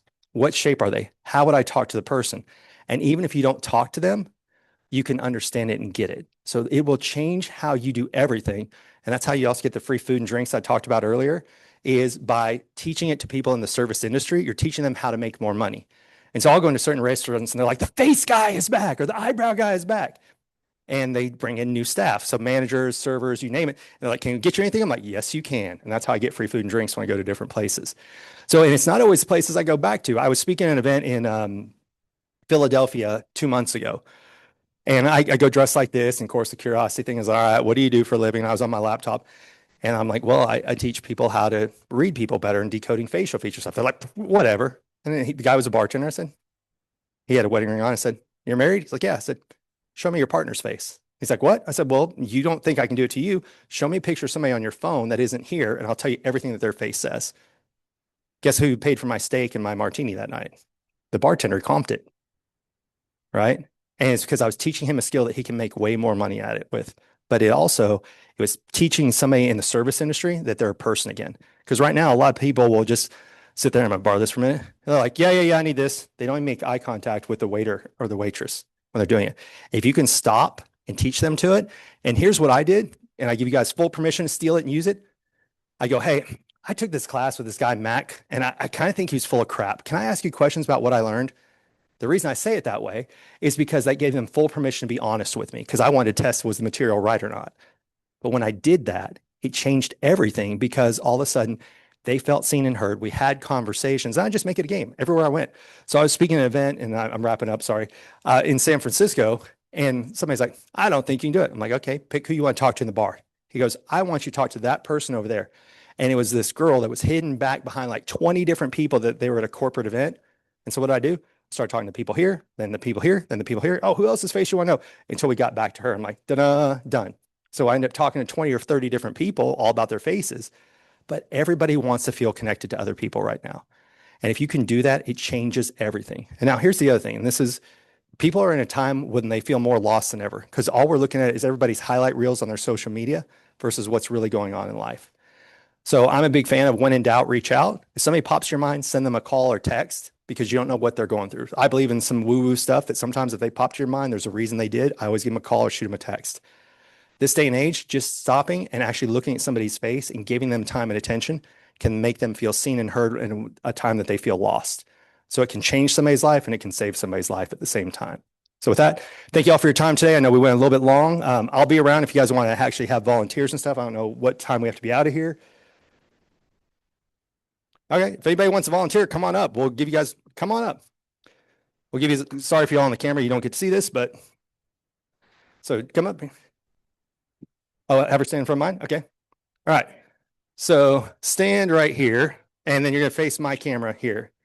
Yeah. Okay. No. Oh, yeah. Sorry. Yeah, let me do that. Stop share, and then, okay. All right. So if you guys look at her eyebrows, are they high? Oh, stay, walk forward a little bit. Okay. Are her eyebrows high or low? A little bit high. Okay. What shape are they? She's got both, right? Yeah. So on her work one, which way is it? So on her professional one, what is it? More straight. And what is it on her personal side? Rounded. So if you're talking to her about her home life, you ask about the people all around her. And so for those of you who are watching, we're talking about, sorry, I'm gonna point your face. This is her work side. This is her personal side. So when you're talking about home stuff, you ask about friends, family, coworkers first, and then her second. But at work, it's more straight, get straight to the point, facts, figures, data. Okay. And then she's got strong jaws. So once she makes up her mind, she's going to latch in. And to get her to pry that decision loose takes a little bit of time and effort to get it done. Okay. So she has this little line right here. Does anybody remember what that is? Sincere verbal compliments. So yes, a verbal affirmation line. So the more specific the compliment, the happier she's going to be. So that is, again, not dinner was great tonight, but the chicken was amazing. The more specific the compliment, the better. And then we're going to have some fun with you. Raise your eyebrows up, then squint down. Okay, so you have more than two lines. So more than two lines is perfectionist-like tendencies, which tends to go with that straight eyebrow that's here. So she wants you to get straight to the point. Actually, you have a little bit of an angle there too. I'm sorry, so I was looking at it from this side. So she's got more rounded at home, angled at work. So it's what's her angle, help her understand it at work. At home, she thinks about everybody else second. When you smile, do you have a little line right here? Smile for us. She does. So can you guys see that little line below her nose and above her lip? That's called a default smile line. So what it means is you're raised in an environment you're told always have a smile on your face, which is good because we talked about those mirror neurons earlier today. But what it means is because she smiles by default, you have to do a double check to say, is she really happy or is that her go-to smile? Right? And so there you go. So then let's see, we got that part. She has recessed eyes. So recessed eyes are the eyes that sit back in your head. So people who have forward eyes like to be front and center. They want to be included. Those of us with recessed eyes, well, what we're doing is we're sitting back and we're always evaluating things when we're here. And then, so I'm looking to see what they can see on the camera. Okay. So she's got a good full upper lip and lower lip, right? So they're even in size. So I would ask her both personal and professional questions. And those are the main things I see on your face. Questions? What about the eyes, the shape of the eyes? Is it downward or upward? So I see more upward on her eyes when I look. So you've got to come with the upside of things. If you come with too much negativity too quick, she'll mentally shut down. So she'll physically be there and she'll put on that default smile, but mentally she's left the building. Is that pretty accurate? Yes. Yes. Thank you, Florence. I appreciate that. Thank you. Okay. So it's just all these little things that when you're looking at people that you can understand. So we have time for one more volunteer. Anybody else want to go? Come on up. And we'll put you here in the same place again.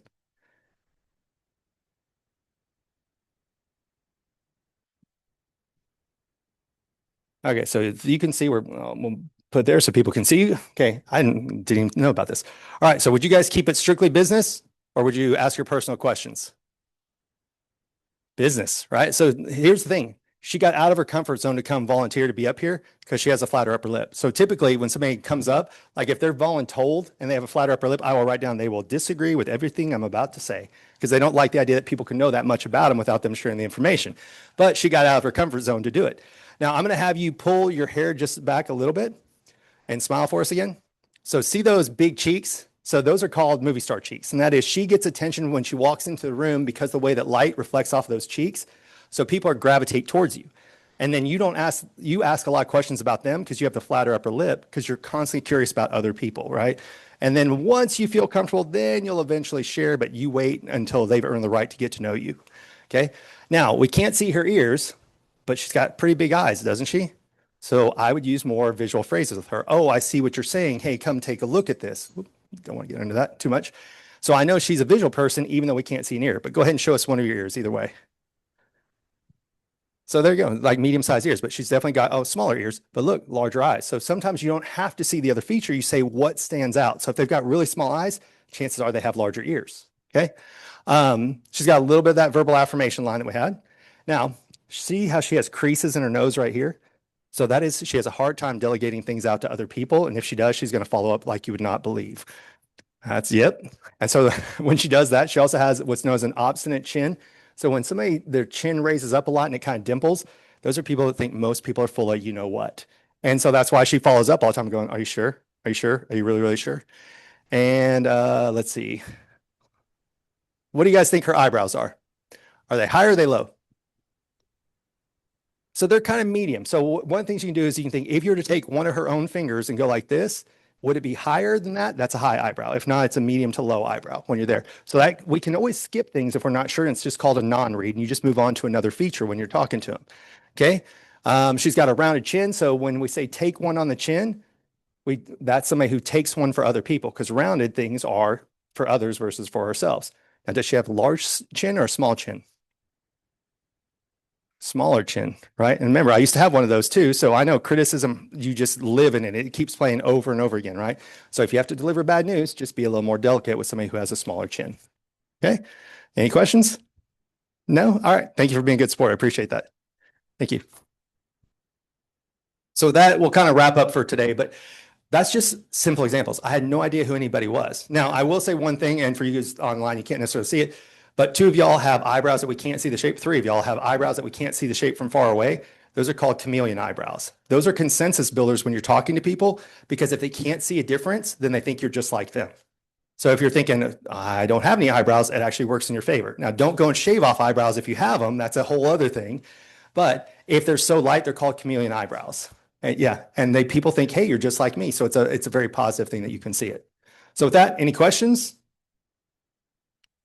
No? All right. Thank you all for your time today. Great. Thank you very much. Yes. Yes. Well, we're going to grab her a microphone. You know, sometimes I've had presentations where people have been automatically looking down, you know, and I don't know, sometimes I get the sense that they're not in a good mood to begin with. True. And so, and like my last interview, she was like, I just got out of a meeting. I've just had meetings right after meetings. She was kind of looking down. I think it would have been helpful to have had this class to kind of be able to read her features to better understand, because I think she just kind of, I don't know, I got a sense that she didn't want to be there and she was, maybe having a busy day or something. So Sure. Can you provide me some feedback on that? Yeah, absolutely. So I'll show you. We actually kind of talked about that. Let me go back to this real fast. So if you are in an interview and you see that happening, this is where you can use this line right here. It seems like something's bothering you.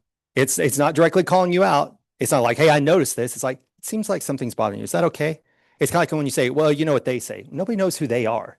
But when you say it seems like, it sounds like, it feels like, the it is somebody besides you. Absolutely call it out, because that goes back to what we talked about.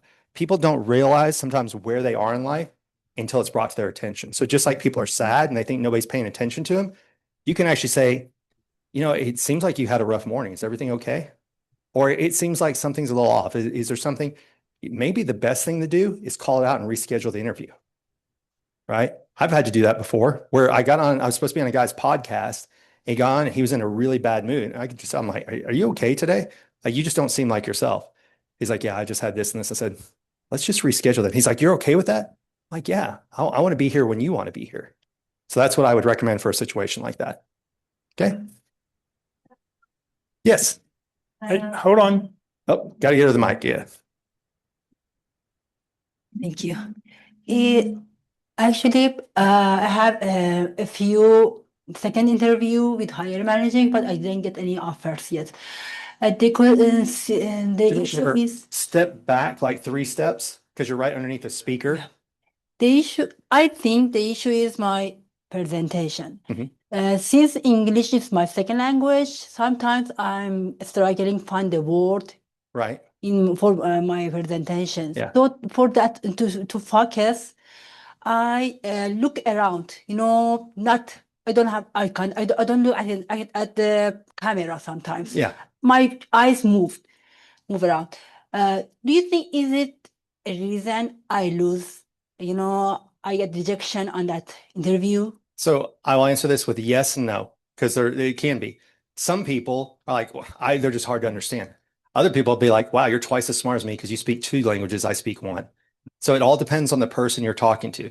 If your eyes are looking around, literally tell people, just say this, go, I'm searching for the right word, because they'll give you grace for that. So like, for example, when I was in corporate America and I would take notes the entire time that I was in there. And what I realized was their perception was I was checking email and other things were important. So I learned to reframe that ahead of time and say, hey, by the way, I'm gonna have my laptop up. I'm not connected to the internet. I'm taking notes, but I'm taking notes so that we can go back over this and I'll make sure we're tracking things at the same time. And all of a sudden they didn't care anymore. So when you come into this, you can literally say, sometimes I want to answer in both languages. So it'll take me a second to respond. So I'll make sure I'm responding with the right words. Yes. Thank you so much. Yeah.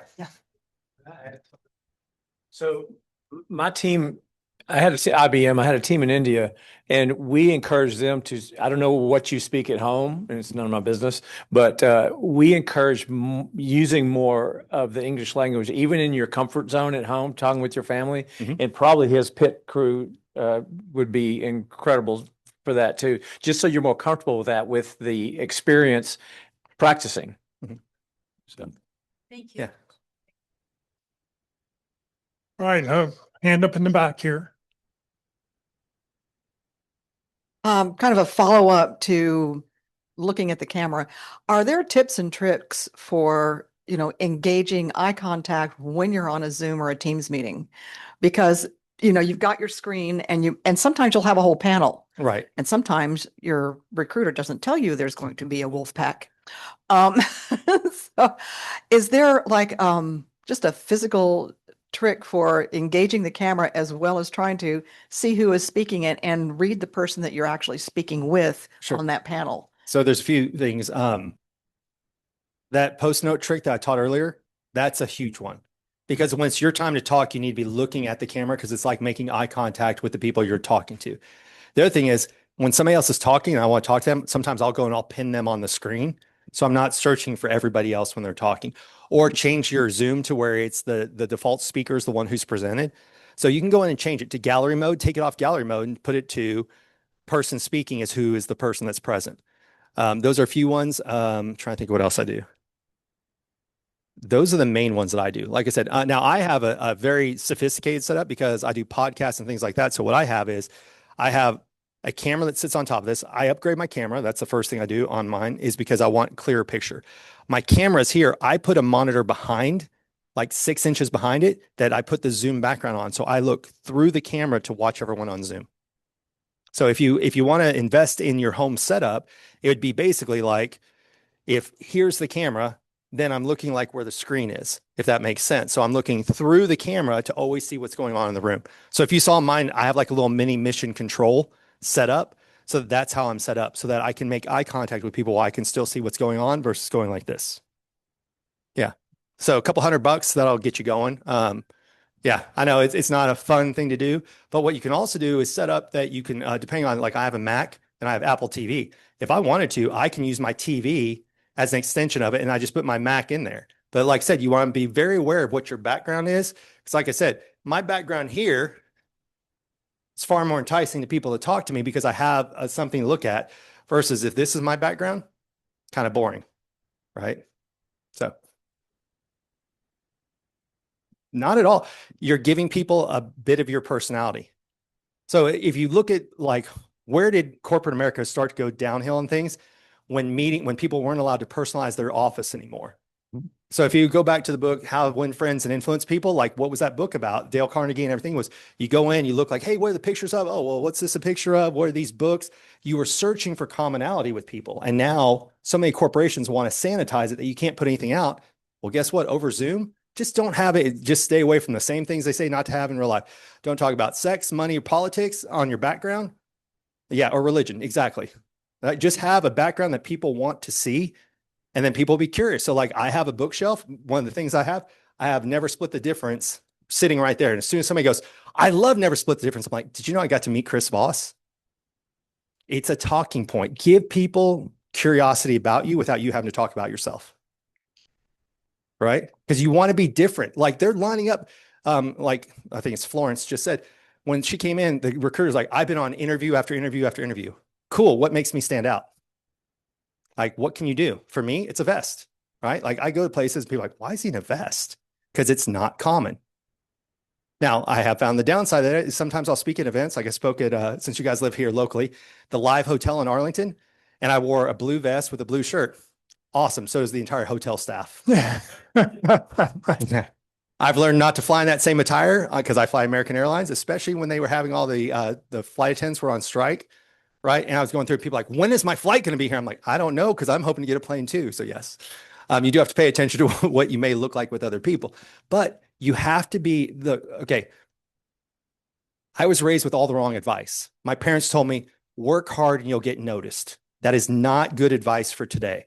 Today is get noticed and then work hard. Personal branding is how you set yourself aside because everybody now in this day and age, sorry, I'm going to hurt feelings. You're a number on a spreadsheet unless you have a relationship.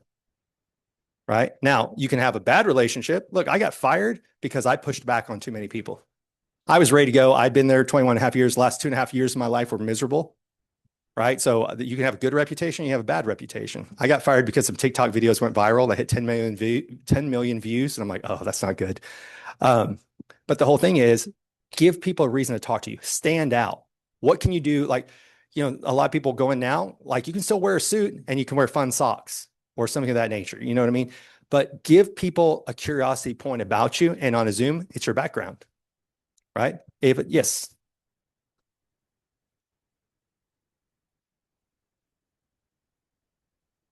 That's great for a passport photo.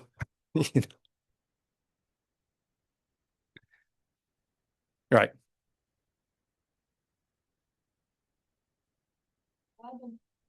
Yeah. I mean, literally, look at the back of the room and look at the front of the room. Which calls to you more, right? Yeah. And you don't even have to read it. You just see that there's something up there. Like, I'm not going to sit and read the news article that's here on the wall, but I'm curious and it gives a conversation point. So I think whoever gave you the advice that's great old school mentality. This day and age, you have to stand out because you're fighting AI and you're fighting other people, right? So give somebody a taste of your personality to make you part of their team. Yeah. You can go to IKEA and get a frame that's bigger than that. Yeah. It has like a rollout picture. Yes. And it's easy to put up. It's lightweight. Yeah. I've got one of the skyline New York City lit up, and people always comment. Like, let me show you. Let me see if I can do something real fast. If I go here, YouTube.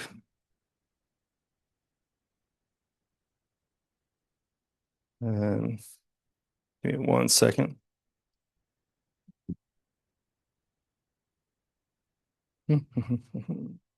So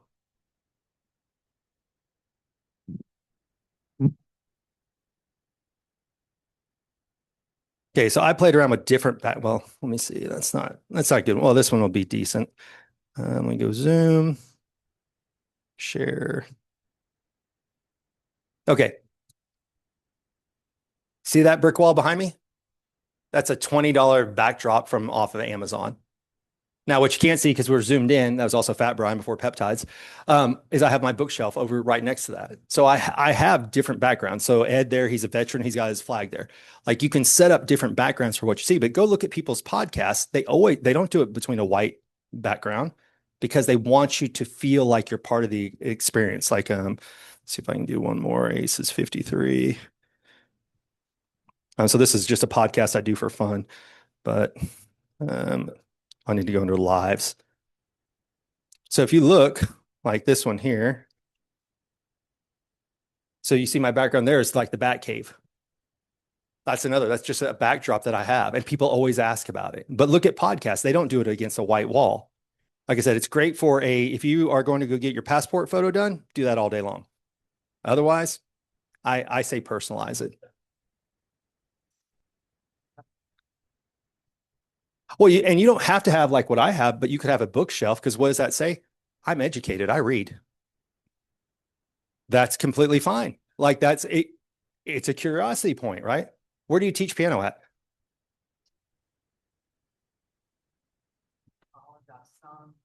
I grew up playing. Right. See how much I just learned about you by asking you a simple question? Yeah. If that piano wasn't there, we wouldn't ask that question, right? See, so you get to share a bit about who you are. And that, you know what that does? It takes you away from being this, a piece of paper. So I wholeheartedly disagree with the person that you're talking to. I think that was great for when a long time ago, when it was just corporate America, everybody wore suits and women wore dresses and that was it. I think that's inaccurate for today's information. Really? Yeah, I'm surprised by that. Yeah. A lot of places still recommend that. Yeah. You don't have to go as over the top as I do, but if you give them nothing about your personality, you're just a piece of paper who's interviewing. Yeah. Yeah. Like I'm a fan of bookshelves because what I do is like when I'm on somebody's podcast, I'm like, hey, oh, I have that book. Oh, that's a good book. Or like I put Never Split the Difference. Well, why do you have Never Split the Difference there? Well, it's actually a really good book for negotiation skills, dealing with coworkers. It allows me to talk about something other than answer the same questions they're asking everybody else. Give somebody an insight to you is what I would recommend. And you know what? A/B test it. Try it with a white background, try it with a different one and see what results you get better response from. Like that's the best thing is don't listen to any other person about what's right for you. Test everything until it works. You know, so like that's what they teach us in marketing and everything else is like, I think an email is awesome. And then it gets like a 10% open rate. And an email that I think is horrible or like content on social media, same thing, right? Like I'll put a post up that I think is going to kill it and it gets like 500 likes. I'll put up a flashcard that I created and it gets 10,000 likes. So you never know, but beta test. But I'll just tell you right now, if I'm a little bit ADD and this is the way that our culture is going with doom scrolling and everything else, if you don't give me something to look at besides you, I'm going to zone you out pretty fast. So try it. Get a picture that you can hang up, take it down for a few, put it up for a few. Or again, I'm a fan of bookshelves because books show I'm a reader, I'm educated, and you can ask me about the books. Okay. All right. Well, Brian, thank you very much. Yeah. Great information. We'll get this presentation out to everybody tomorrow when I send out everybody's information, as long as I've got your email address in the chat window for those online. Next Friday, our speaker, Debbie, will be with us to talk about getting referrals. Who do you know? So that'll be our topic next Friday. This video will get posted to the Career USA YouTube channel. Click on playlist. Every video I post goes into one of 7 different playlists. And then click on view full playlist at the very bottom for the North Dallas Plano speakers, and you'll be able to see this talk. All the talks are posted up there. I've got over 760 videos posted right now. You can go back and watch any video you want. Just remember that the North Dallas videos, the speaker starts about 30 minutes into the video. Next Tuesday, for LinkedIn Tuesday, Terry Sullivan will be with us to talk about how to tell your key contacts and prospects who you are, what you do, and how you can help. There will be no recording, so if you want to watch Terry, you will need to watch them live next Tuesday. Next Wednesday, the practice interview team will be meeting in person right here at Christ United Methodist Church in person. And the next Friday, getting referrals. Today, we're going to go to Jason's Deli. We will not be there at 11:45, so it'll be more like 12 o'clock. How many people think they may join us so we know how big the table to get?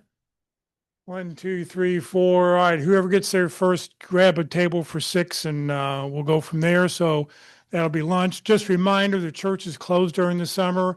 So if you're not here between 9:15 and 9:40, the doors will be locked. You'll need to text me so I can come down and let you in. So thank you very much for joining us, everybody. Have a great weekend, and we'll see you all next week.